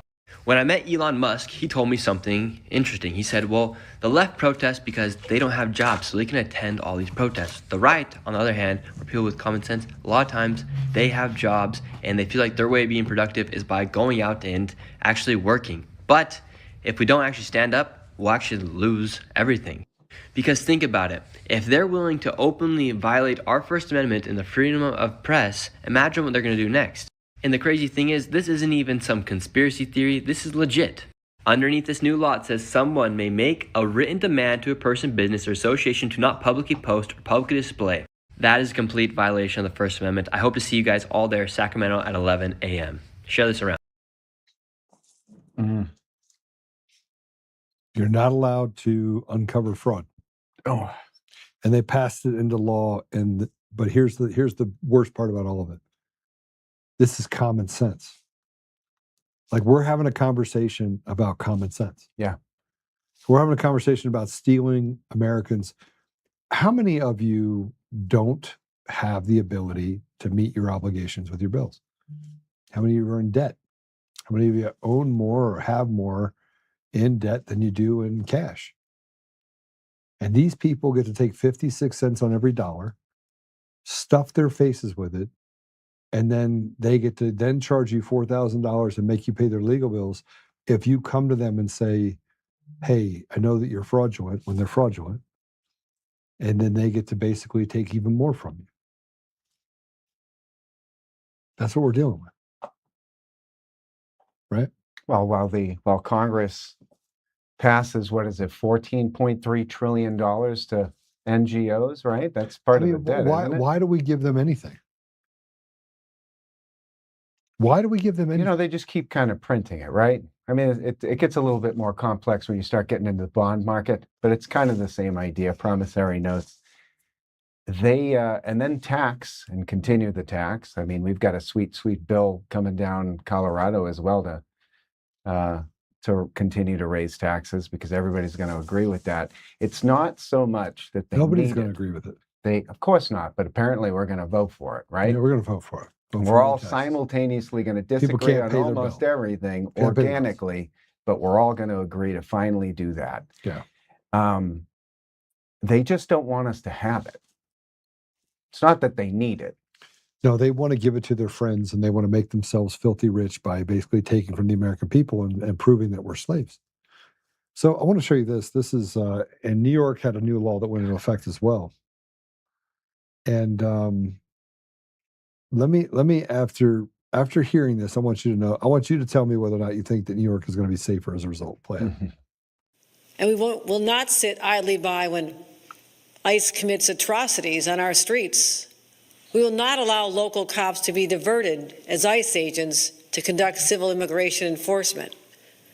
To keep crime down, as we have been doing, we need local police focused on thwarting local crimes. Local police, local crimes.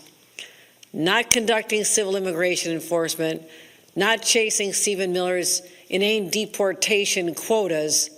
And that's why this year I championed a new law banning agreements between local law enforcement and ICE.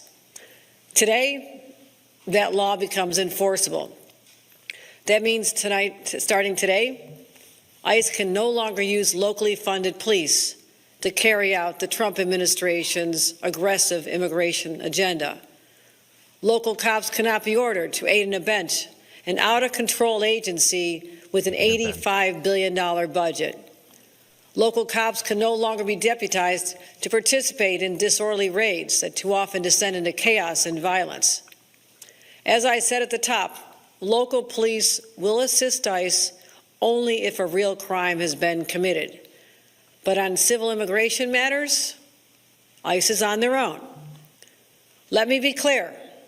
Any police department or sheriff's office that disobeys this law, that maintains any agreement with ICE, will face legal action.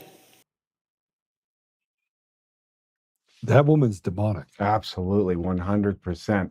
So who's the cause of most of the crime in New York City, I think? Illegals. Ah. I mean, illegals and immigrants, right? I mean, that's... So, well, she keeps local crime because it's Americans that are committing all the crime, right? This is a problem. So if you think that's bad, it's not going to stop them from marshaling people. That can't actually stop that. So there's always a way. So we just went through Minnesota. We went through what's happening in California. Let's look at, by the way, this is what happens when elections are stolen. Here's what's happening in Minnesota. We've had gangs coming to the Minnesota State Fair for 30, 40 years. But they've always agreed the fair is neutral ground. And let's all go have fun and respect the fairgrounds. We've had Hell's Outcast, Hell's Angels here. The Hell's Outcast used to hang by the pickle stand. I've been here for many, many years, but we've never had threats of violence like we're having from the Somali gangs. Well, we will have Karen gangs, we'll have some Hmong gangs here, we'll have some extremists on the right here. But none of them are promising chaos except for the Somali gangs. We sent 233 letters to kids that we know have had association with some of the other gang members. And really, it's a warning letter.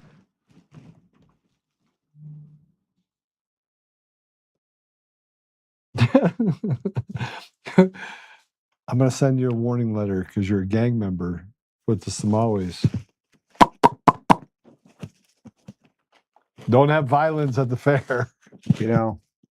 Hey, I can't, man. I can't even get mad anymore. It's absurd. Sternly written letter. And everyone wants to talk about this as this is normal. Like this is normal behavior. Why are they here, Joe? Why are they here? I don't know, because the Bok Bok bus broke down. They had to bring over the Bok Bok. No? Right. Okay. Why? So why is it a problem? Hold on, I got more for you. I have more of the absurd. I feel like Tuesday is Absurdity Tuesday. Yeah. It used to be Taco Tuesday, but when days were simpler. What if I told you that the Girl Scouts of America has a new edition? What would you say about that? I would not be The shocked. Girl Scouts of America offers the Muslim badges to be earned by learning pillars of Islam, visiting mosques. Of course. and Hold on slowly, a second. They don't have a merit badge. Actually, I need to ask Siri this. Can somebody find that out for me? Where's the badge? Does the Girl Scouts of America have a Christian merit badge? No. Next thing you know, they'll have the Satan merit badge. That'll be next. Okay. Yeah, we'll have the merit badge for Satan. There it is. Yeah, is it? You got it? Okay. So the Girl Scouts of America are now going to give Muslim badges just for learning the pillars of Islam. What are we doing here? What are we doing? Why are we doing this? Why are we abandoning America? Why are we allowing this to happen? Why are we allowing them to steal elections and lie to us? It's a slow infiltration. I mean, you've got... It's not slow, though. The shit is like... Well, now it's speeding up. I mean, you got Massachusetts Senate that just put out Senate Bill 2134, promoting the civil rights and inclusion of American Muslims in the Commonwealth, which really just means in leadership positions. It's just bullshit. Just whatever. Michigan. And it gets worse, right? If you didn't think that you were a slave and you've been let by the side of the road as an American, I'm here to tell you have. Solomon Oliver, this is a Clinton-appointed judge, has blocked an Ohio law requiring proof of citizenship for voter registration just before the midterms. So you got, I don't even know what you want to call this guy. So you have, these are activist judges. Bukele said it very clearly. If you don't get rid of activist judges, you literally have lost your country. Oh, you've got communists that are ushering in Muslim leadership, not realizing that they'll be the first ones thrown off the roof. So this is where I'm going to take you, right? So now I want to show you something because I think it's important. And this is, let me see if I can send it over to you. Whoops. Let me forward this over to you. Go ahead and pull this and put that up if you can too.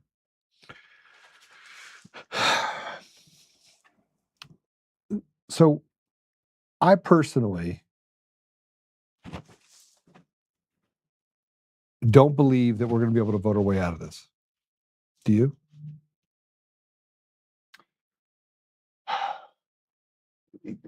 My pause is this. I don't disagree with that. I really hope that that's not the case. Okay. Right? Hold on a second. Hold on. Time out. Because I haven't gotten to the why yet. Okay. I haven't gotten to the why. Go. I'm going to show you a video. And I'm going to tell you why I'm asking this question. I set you up, just so you know. Sure. Wondering why I set you up? Hold on a second. Let me do this really quick for you. Just yeah, just so you know, James answered that question the right way. He, come on in. 10-4 out. He said that we are not going to get out of this, except for, but we're not going to be able to vote our way out of it.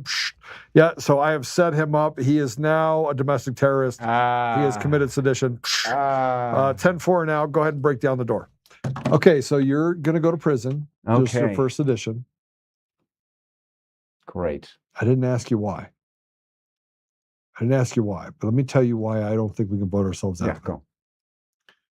You cannot vote yourself out of fraudulent elections. If we had free and fair elections, if we had an election that actually was real, if it was legitimate and real, we would be able to vote our way out of this if we were able to get rid of activist judges and identify and fix immunity issues with the judiciary. In other words, I should be able to sue the pants off of a judge for violating the law. I should. And by the way, we should set up a separate way that you can go through where judges can't scratch their own backs, right? Where citizens are able to step into those positions and or fast track it to a place where you can have justice, true justice happen, right? I think that mechanism could work, okay?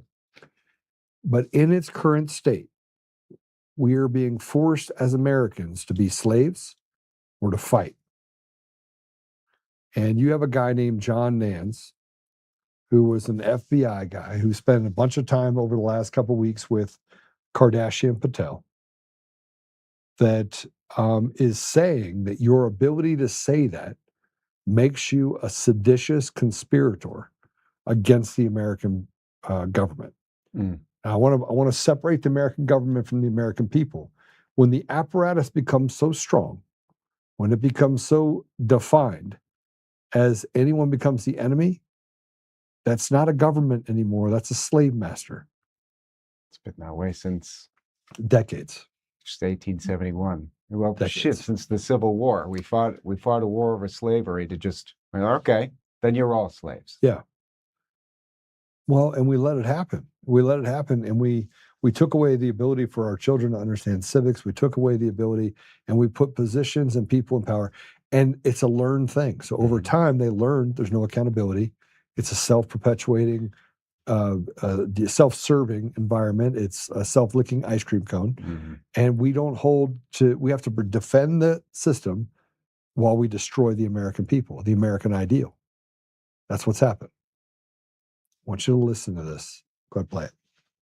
On X. I mean, I'm on Facebook, I'm on Instagram too, LinkedIn also.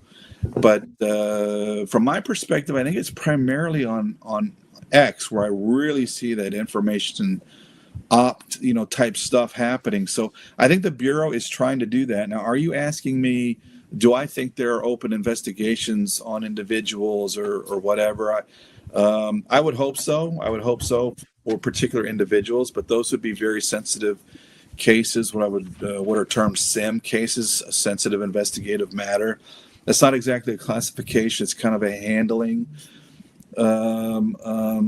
instruction. So those things are kept very, very close hold. So I think there are people out there that are actually seditious.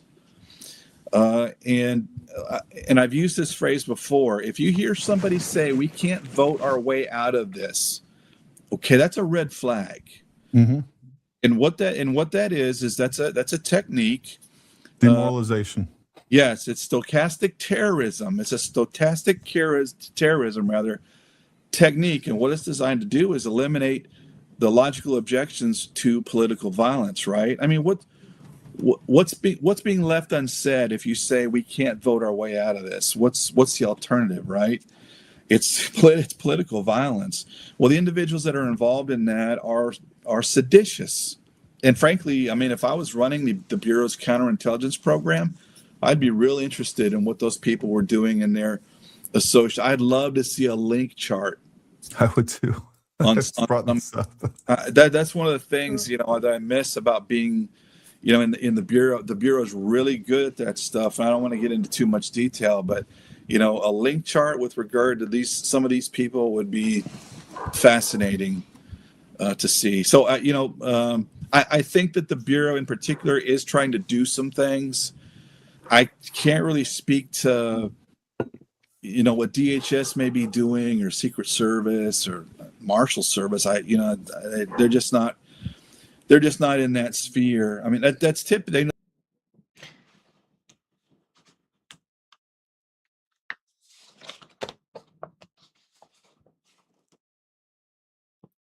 I think James you've lost your tongue. Are you afraid that they might break down the door? Not even a fucking little bit. He's a little bit. He's trying to move. He's moving towards the door. Moving towards the door.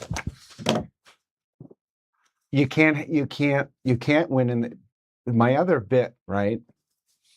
Wasn't about that. It was about that doesn't mean that people don't just give up now. You can't just give up. It doesn't matter if you're hopeless about it. You still have to try to vote. Yeah. So the reason why I was saying that was not to advocate for no, throw your hands up in the air. But I like his little description of that. I'm aware of that. You can't vote yourself out of this particular system without drastic change. Right. Drastic. And as you pointed out before, and it's been pointed out, so we're running people against people that aren't even legitimately put in already. Yeah, but hold on. John Nance didn't say that. He said that we've become conspiratorial by saying you can't vote yourself out of it when you don't have free and fair elections.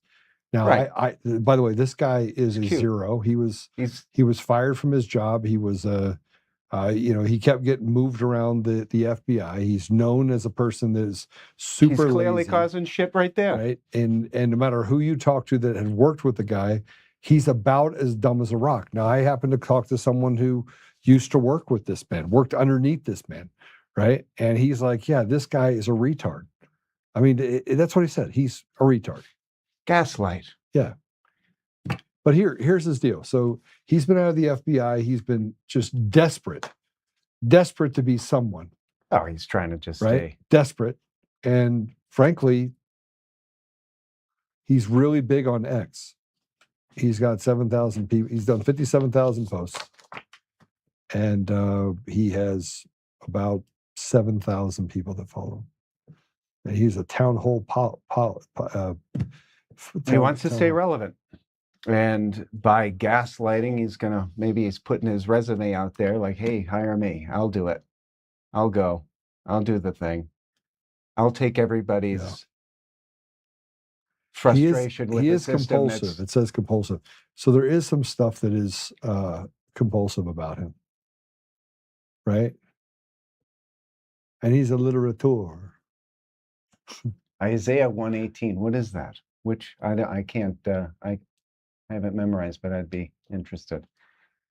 So that's an interesting thing. Bro, it gets... See, Mr. Nance. It gets crazy. The whole thing gets crazy. Well, I mean, you see the apparatus. You still got people trying to start shit because people are frustrated with it clearly. No matter what you knew about the data for now, 7 years, you see it in the grass. The American people see it in the grass, but now they're going to be able to identify people as yet a new term, right? So this is interesting about Isaiah 118, right? Now that I know what you're talking about. So this is I'm just going to call it from the Old Testament. That's all I'm going to say. And it says where he talks about God invites the people of Israel to reason with him. So he offered them forgiveness regardless of their sins. Mm-hmm. So I'll read it to you. Come now and let us settle the matter, says the Lord. Though your sins are like scarlet, they shall be white as snow. Through they are red as crimson, they shall be like wool. Okay.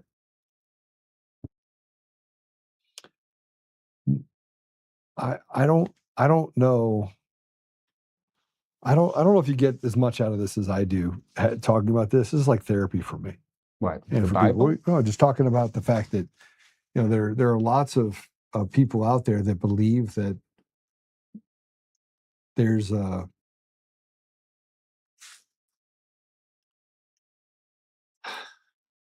there's a chosen. You have people like what's the guy's name? The guy that looks like a gerbil. He's a Republican senator from Texas. Looks like a gerbil. I'm picturing him. Looks like a gerbil. Huh? No. Looks like a gerbil. He looks like a rat. Ha! There you go. Oh. He's super smart, Cruz. He does look like a gerbil, though. I mean, doesn't he? I wouldn't say that he's. Well, you define smart how you like. All right. So he said that God says you have to bless. That those that bless Israel are blessed, and I believe that Jesus came and corrected the record, and he said, "I'm here to reinforce it." But he said, "You cannot come to the Father except through him." Amen. Now Jesus said that. He said, "You can't come to the Father except through him." Now, was that a curse?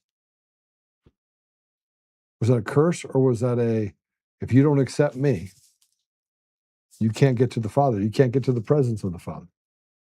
Now, there's a lot of questions that we have, but that one's pretty clear. Define what Israel is. Well, that gets into a different problem. Is it a place? No, it's not. And then that's the other part that Ted Cruz said that I find disturbing. And that is that Israel is a place that was built in 1947 by the Rockefellers, or the Rothschilds, sorry.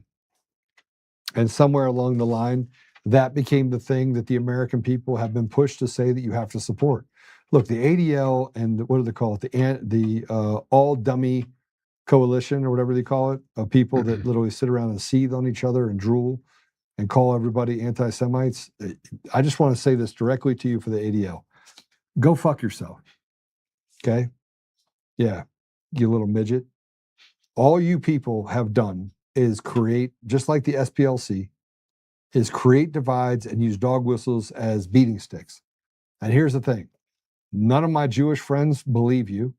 None of them like you. None of the people over in Israel think you're nothing but a bunch of whiny little bitches. I'm sorry, but that's the reality. It's totally the reality. It is the reality. They feel like they've been held hostage too, number one. Right? Just kind of like the people in the fishbowl over in Ukraine that are running away and being snapped up and thrown in the back of a truck and used for cannon fodder on the front lines of Ukraine while they lie and say Russia's losing the battle. Russia is operating with restraint. It could run through Ukraine without even closing their eyes. These organizations stand up perversion. They stand up this idea that you could turn a man into a woman. They stand up these organizations. They're all connected. And I want to point something else. If you're black out there, the Anti-Defamation League is designed to destroy you. Like they hate you. If you are Asian out there, the Anti-Defamation League hates you. If you are Hispanic out there, the Anti-Defamation League hates you. If you are white out there, the Anti-Defamation League not only hates you, but they want to destroy you. They hate you. They hate you. Now they stand up on their thing and they talk about the fact that they're here for justice and they want to do something for you. They are literally trying to do everything they can to destroy your community. Destroy it. And sow division on the way. And sow division on the way. And if I'm wrong,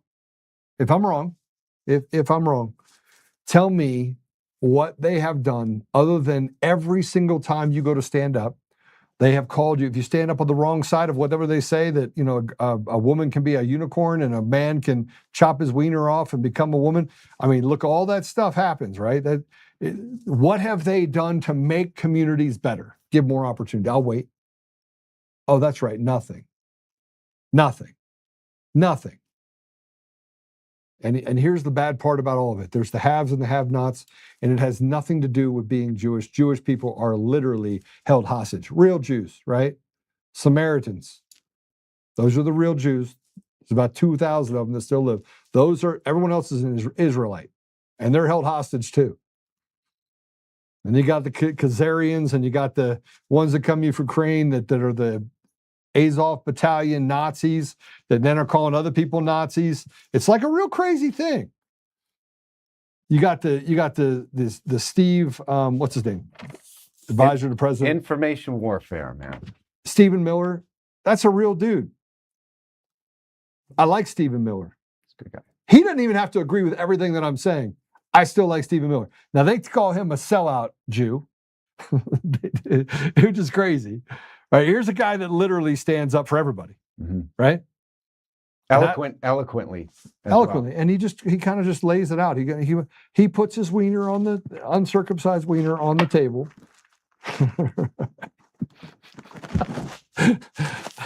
I being a little funny, gratuitous, yeah. I mean, look, he comes out and he's like, look, this is how it is. He's a matter of fact. But then they don't like him either. And then you have these little groups and it's all information warfare. It's all it is. Just to sow confusion and division. Yeah. It's a big apparatus. Oh, I got to read some of these comments. I mean, let me go to Pill too. I want to go to pill.net. Boop.net. Let's see what they got to say over there. You tell me what you see. We got Gammy Sparkle. You got Gammy talking? Gammy's talking. Okay. Let's see here. Talking about the parents of the cookie stands now. Okay, absolutely talking to the parents at the cookie stand now. Yes, you better. That's a brilliant idea. I will never buy another Girl Scout cookie. Never. You'll never see me buy another Girl Scout cookie. Should have stopped a couple decades ago. Yeah. That's not very nice. How about it at least a decade ago? Yeah. You did? Quite questionable ingredients, to say the very least. Are they really? Oh, yeah. Oh, I didn't know that. I kind of like them. I can eat a I'm whole not saying thing. they're not good. Yeah. Just saying some questionable ingredients in there. It's speculation. That could be conspiratorial. Excuse me. So Jeff says that come now and let us reason together. Yeah, he put Isaiah 118 up. Thank you, Jeff. Mod Trent says, hey, same thing with the Talmud and the Jesuit oath. I agree with that. As Christians, we need to shake the dust from our feet. I agree. There are 8 definitions of Israel. Give them to me. What are they, Jeff? You can't say that and not give them to me. Come on. Gammy thinks that I'm right. You know what JIRA means, right? J-I-R-A. You know what J-I-R-A means? No, I can't see it either. So Gammy Sparkle says, JIRA, JIRA, JIRA. It's not laughing. Like, JIRA, JIRA, JIRA. It's at the bottom. It's at the bottom. See it? It means Joe is right again. Oh, Joe. I just want everybody to know that you got your own acronym. I got my. They made it up for me. They made it up for me. And then Mark 6:11, and if any place will not welcome you or listen to you, leave your place and shake off their feet as a testimony against them. Yeah. So look, I know that I said a few choice words, and I don't regret it. I just want you to know I don't regret it. And Girl Scouts only make 5% of the sale in cookies, pretty sure. Yeah, but now they got to get a Muslim merit badge. Well, and then it'll be halal brand Girl Scout cookies. Yeah. So you basically, in order to actually take over society, you have to demoralize them, and then you have to overrun them with nonsense.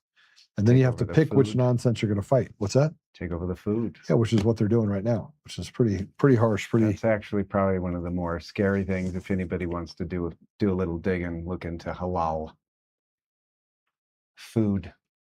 Jolt, your gut will not take the crap into cookies.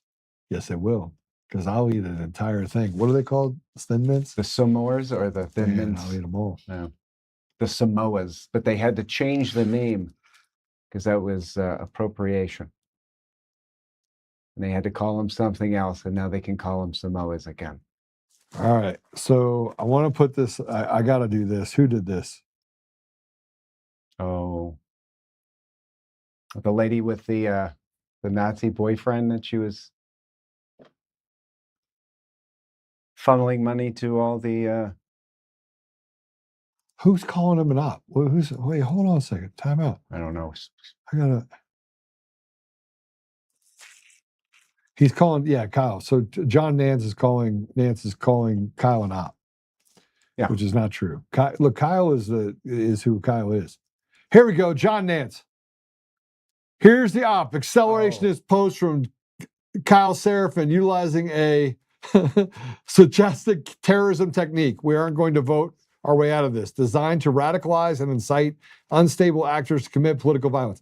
You know what this means? This means, by the way, this means that you can't think for yourself because you're not allowed to think for yourself. You're not allowed to have your own opinion. This piece of shit thinks that somewhere along the line he's the arbiter of reality. Never accomplished anything in his life. Support and DMs from fired FBI applicant coordinator Steve Friend. Fired for making threats of violence against FBI Director Patel. Never happened. Ancillary support and DMs from neo-Nazi and close associate of Seraphin, Ryan Matta. The MSS, MOS, and SVR couldn't be more proud. Okay, so just so you know, John Nance, you're a piece of shit. You need to go work for the ADL, right? Go work for them. Go work for the SPLC. And more importantly, more importantly, you're sitting here calling the guy that sacrificed. His wife was 8 months pregnant when he had to sell his house and move because he stood up for the American people. And you're saying, what have you ever stood up for? John Nance, what have you ever stood up for? Give me one thing that you stood up for. One thing. Can you give me one? Oh, that's right. You didn't stand up for anything. You threw your dog whistles, and not many people were watching it anyway. 3,000 people viewed it, probably because Kash Patel shared it. Or maybe his girlfriend, the country singing super sensation. Maybe she shared it for you. This is what happens when you have crappy people like this that want to attack and indict the character of Steve Friend. Let me tell you this, Steve Friend has more integrity in his little pinky than you have and your entire family going back generations. And then they say something about the fact that He has it in the DMs. I have it in the DMs. This is a zero, man. This is zero. This is the problem. And that's terrorism. Say you can't vote your way out of it. You can't vote your way. Here, let me say it for the guys in the back of the room and for the retard John Nance. Ready? You can't vote yourself out of this because the elections are not legitimate. You stupid, stupid man. Okay, I said it. There you go. Done. Good. Let out the steam. I'll let it out. And then if you just want to know how bad the Anti-Defamation League is and the SPLC, and the ADL should be charged next. If you want to know how bad they are, look no further than one of the people that used to work for the ADL. She was the mysterious ringleader. She no-showed a court hearing on charges of funneling $1.2 million to white supremacist groups. There's a ringleader in the Southern Poverty Law Center. This is the ADL's sister company. They're together. If you go to the SPLC right now, you will see that Joe Oltmann is on the SPLC as a right-wing extremist. I just want you to know something.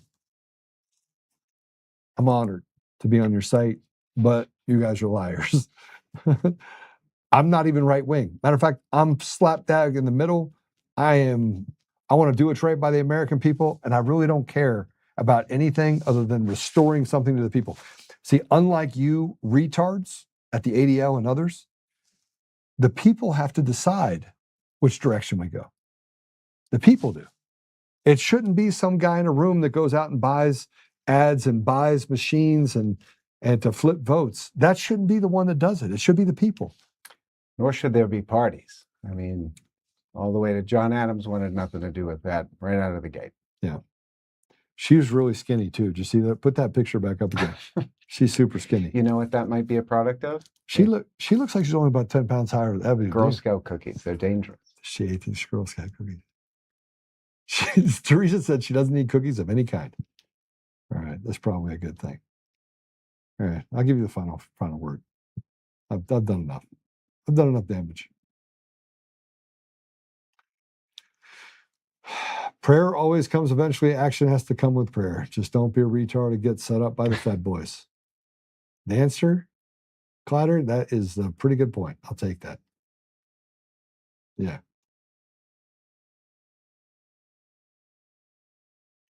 Oh, Jeff's mad. Body shaming much? Of course, Jeff. I was body shaming first. So there you go. All right. So what do you think? I think I feel good. Yeah. Terrified. Yeah, you're worried that I called out the ADL. They might call you an anti-Semite now. Uh-oh. You're rubbing up against I'm too close. Jewish Christian. You might actually get something. Yeah. So the longer, so Patrick said something. So the longer it goes, the more people expose the side they play on. Team evil or team people. If you're on team people, man, I'm for you. If you're Democrat, Republican, Independent, I don't care. You can call yourself a pink dinosaur with web feet. Don't care. But I do care that you actually do the right thing. Gammy, I thought Jira meant Joe is always right. Just right always. Yeah, Joe is right always. Yeah, that's right. No, it doesn't. It means Joe is right again. Sorry. Did you say it means something different? Okay. You want the final word? I was going to do a prayer. Well, you got to do the final word first. I don't have too much of final word as much to say that, Americans don't give up. We can't give up the fight. We can't just not vote and go out anyway. Do it. Be an American. It doesn't matter how fraudulent. We all know how fraudulent they are. Is that going to get me in trouble? No, but what do you mean by that? I think we don't have a leg to stand on. We don't give our commander-in-chief much leg if the American people just walk away from it. What's there to do? What can someone outside of that do for you if you've decided to go? Well, I think you have to make a decision that you're willing to stand up, right? Don't you? Yes. That I think is what I'm trying to get to, is that at some point you've got to be able to step back from the nonsense. Well, that for sure, and get into the Bible. That'll help out. Trust the Lord. How's that for a final word? Trust the plan. Trust your Lord God. Yeah, I think so. Let me ask you the question again. Do you think we'll be able to outvote the machines? No, you can't outvote the machines. Why not? Because they're rigged already. Yeah. It's too late. Those algorithms will look so organic. It's going to be crazy. It doesn't, like, the mail-in situation is a variable. It's important, but if we can't get into poll books, we can't change voter rolls, we can't prove that the people that are voting legitimately have a right to vote. No. Meanwhile, you're voting against people that weren't voted in the first place. So how far back does it get illegitimate, right? Until we go to the president in 2016, because the argument would be like, well, did they not rig it then? They just didn't rig it enough. They thought they had that by a landslide, and that was a gift from God. In the meantime, no, we can't have machines. We need hand-counted paper ballots, one day of voting. Now, we don't get that, right? What happens if we don't get that? Do we not show up? Yeah, I think that people are demoralized to the point where they wouldn't show up, and I think that's the point of it. Well, that's the plan, is to demoralize everybody. So does everybody give in and just stay there and go like, I got it? Signal, guys, signal. Oh, man. Okay. Well, I have one more thing.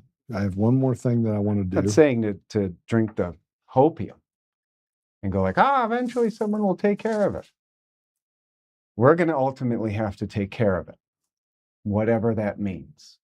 But we have to be prepared in whatever that means. And the very least we can do is show up. I don't care if it's copyrighted. That's not. What? Just play it and put us next to it. Yep, Mark Cook. Yeah, we got Mark. Mark's good. Mark, Ed, and then there's Dr. Andrew. Mark Cook's there? Where's he at? No, Gammy had brought up Mark. Oh. So yeah, we've got a lot of guys meeting a lot of guys trying to get something done. You know, I just think that there's a pickle at the end of the day. You have two kind of conversations like, well, he's going to have to do an emergency declaration. Blah, blah, blah, blah. I was one also saying that. I would love that, right? But the optics, I don't think that that's really an option. That's just an opinion. I don't think that's an option. I think all he can do is lend a hand and say, look, I've given you every out in order to establish a legal way out, an actual law of the land legal way out.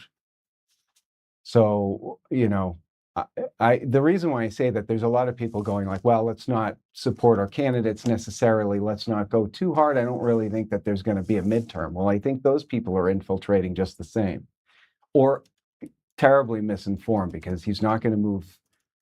I'd be willing to take a bet he's not going to move the midterms off. That's not to say I wouldn't love it if he did, to actually establish clean voter rolls. And as a matter of fact, that should be every year you go in, you should have to be reapplied to the voter rolls, and they should be scraped after every single election, every single one. So, but that's me. Shit, I think we should go back to the days where it's not a secret ballot. You have to stand there in front of somebody and go, I'm James McAndrew. I vote from county, blah, blah, blah, blah, blah. I vote for so-and-so. That's how they used to be. So the secret ballot was a problem out of the gate. But here we are. And I'm pretty sure that those midterms are going to happen. So we still have to show up. If we don't show up, I understand. But we can't outvote the machines. Well, if they cheat this time, what then? Well, you know that they're going to cheat, right? Absolutely. You know that that's going to happen. 100%. It's not even a matter of when it happens or if it happens, it's when. It's that it will happen. I think that's I think some dominoes are set up that aren't terrible for us. And Nance can go Nance himself elsewhere. Because no one wants to see what happens after that. No one wants to see that. Nobody. capable or otherwise, wants to see that. What Mr. Nance is getting at. Well, the bigger piece for that here, I just gave it to you guys, so you have it. All right, it should be popping up on your side here in a second. I've been stalling for a reason, just so you guys understand why I'm stalling. You got it? You guys got it? All right. What is this stuff? What's the Trust Us Bro stuff? What's happening? You guys got away from my thing. I can't see. There you go. All right. So I wanted to like honor you by putting something up. But by the way, if I get copy struck for putting this up because of you, I'm gonna be pissed. For me? So, yeah, so you got to make sure. Are you opening yourself up for a lawsuit for me? I kind of am, actually. Just on certain places that'll say that they own it. But we got it? We good? Yeah? All right, let's go ahead and play it. Put us next to it so we can play this. Okay.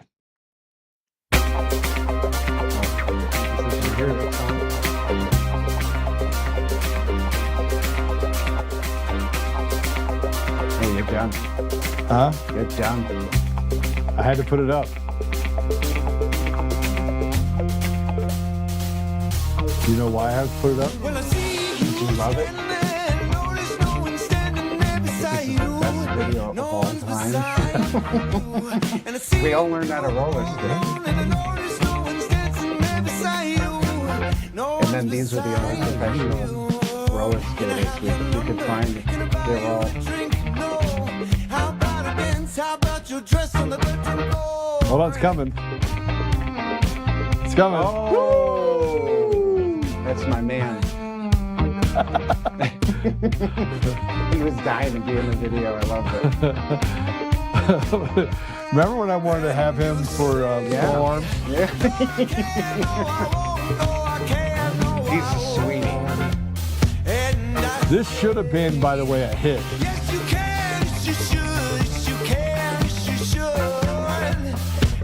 Like that.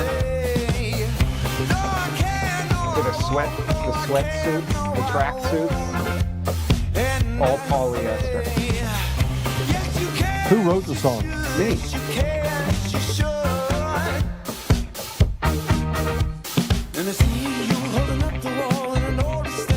It's very difficult to roller skate. It's a good song, bro. You know why they wouldn't? Why? They knew I was on the wrong side. I was in the dark side.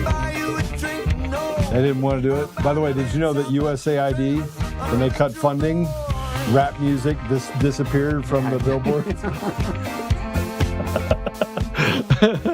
It's like Facebook's like stock tanking when they realized all they were doing was collecting data. Yeah. Crazy, crazy. And no, I won't.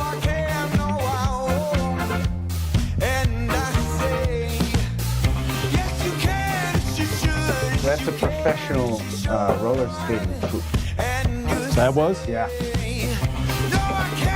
They were teaching us how to... I mean, I don't think you actually have the moves. Do you have the moves? No, I couldn't. I was going to fall. I see you kind of doing this a little bit. There's a lot of... And they were like awesome. They were fantastic. And we had to switch this because she was supposed to be looking up, right, as though she had tears. Yeah. And we had to cut that because that's not what it looked like. Oh, really? No. What did it look like? Oh. My wife's like, that's not translating at all. Like, no. It's going to do one more time. Boom. I'm going to do this for you guys because somebody just asked me, where can I get that song? It's on Spotify. So all this music was supposed to be the antithesis of this band. So I had this whole other band that was against Milk Toasting Company. They were called Milk Toasters? No, Avocado Toasting Associates. But we are towards the end, so like let's just put out the whole catalog. Everything. We just gotta. I put it out there so you guys can see it. You can go to his channel on YouTube. Here we go. Here's our man. He loves it. By the way, it's Milk Toast. So that's our guitar player. The reason why he's the DJ, when we were learning how to roller skate, he fell. He what? He fell. He did? Yeah, and he's actually a musician for a living. He's like, I can't like break. So this midget actually worked at the roller skate place. That was his place. Micah, yeah. It's good stuff. All right, so Milk Toast & Co. Yeah, because you're going to get a huge bump on this when it hits when they load it up on all the stuff. I can't wait to get 12 cents. It's going to be great. Hopefully it's more than that, but you got to make sure that you don't block us because we did a full commentary over it. Go back and watch it if you want. There's other ones. Well, all I know is Cigarette Burns was a good one too. Yeah, you can go back and check out all the stuff. It's back in James's previous life. He was a singer. A composer. I didn't just sing. He was a poser? I don't think he's a poser at all. Oh, I composed all He composed. Okay. All right. I didn't know it was composition. I thought it was composition. I thought it was right. Okay. Yeah. I got you. Apple Podcasts, Google Podcasts, Spotify, Pandora, iHeartRadio. Tune in to more. We're on Roku. It's great to see you. Make sure that you actually give us a thumbs up on the way out. And by the way, I'm going to mention this to you. 89517. Just go ahead and enter the code FREEDOM in there. We'll send you a bunch of stuff as well as an update that's going to happen. I'm going to do this update pretty regularly. And here's the thing that I want you to know. We're going to start to send you kind of what's up, like what's happening nationally and what's happening in the state of Colorado. If you have other states that you want information on, we're trying to figure out how we can funnel that information to you in your area. So go to the website, untamednation.com, sign up for our emails, and make sure that you go over to the store and pick up one of the challenge coins. Super awesome. We got some new stuff that we'll be putting up here very shortly. And if you're going to be joining us for the 24-hour day, 7-day-a-week network, which will launch in about 30 days, stay tuned. It's going to be absolutely amazing. Amazing, amazing, amazing. And we got a lot of stuff going on. So James is going to close us in prayer, and we'll start there. And I'm a poet, and I know it. And I'm not a composer or a poser or a singer. I'll just make this, I'll make this easy. In the name of the Father, and of the Son, and the Holy Spirit, Lord, thank you for this time together. Go with us as we lead and guide us in our ways. Thank you. Amen. Amen. All right. Hey, have a great day. And remember, posers will be posers and composers will do music and play really good stuff like Milk Toast. And then the Avocado Toast people tried to attack him, which made him do the Milk Toast thing. All right. Hey, God bless you guys. We'll see you soon.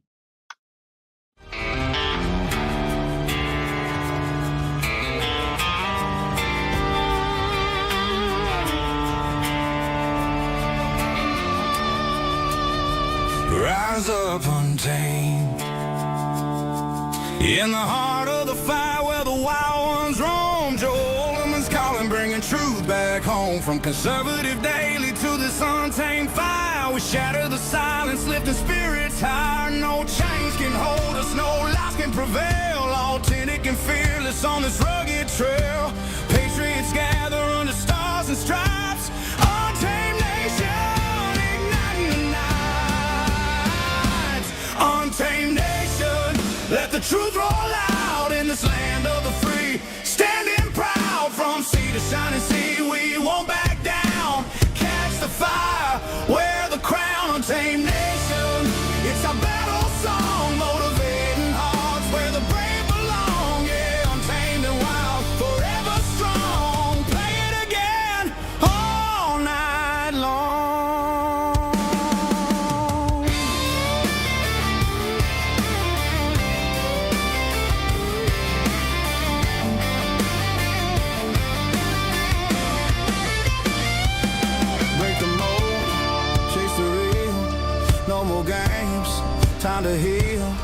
Joe's voice leads the untamed crew. Truth matters through and through.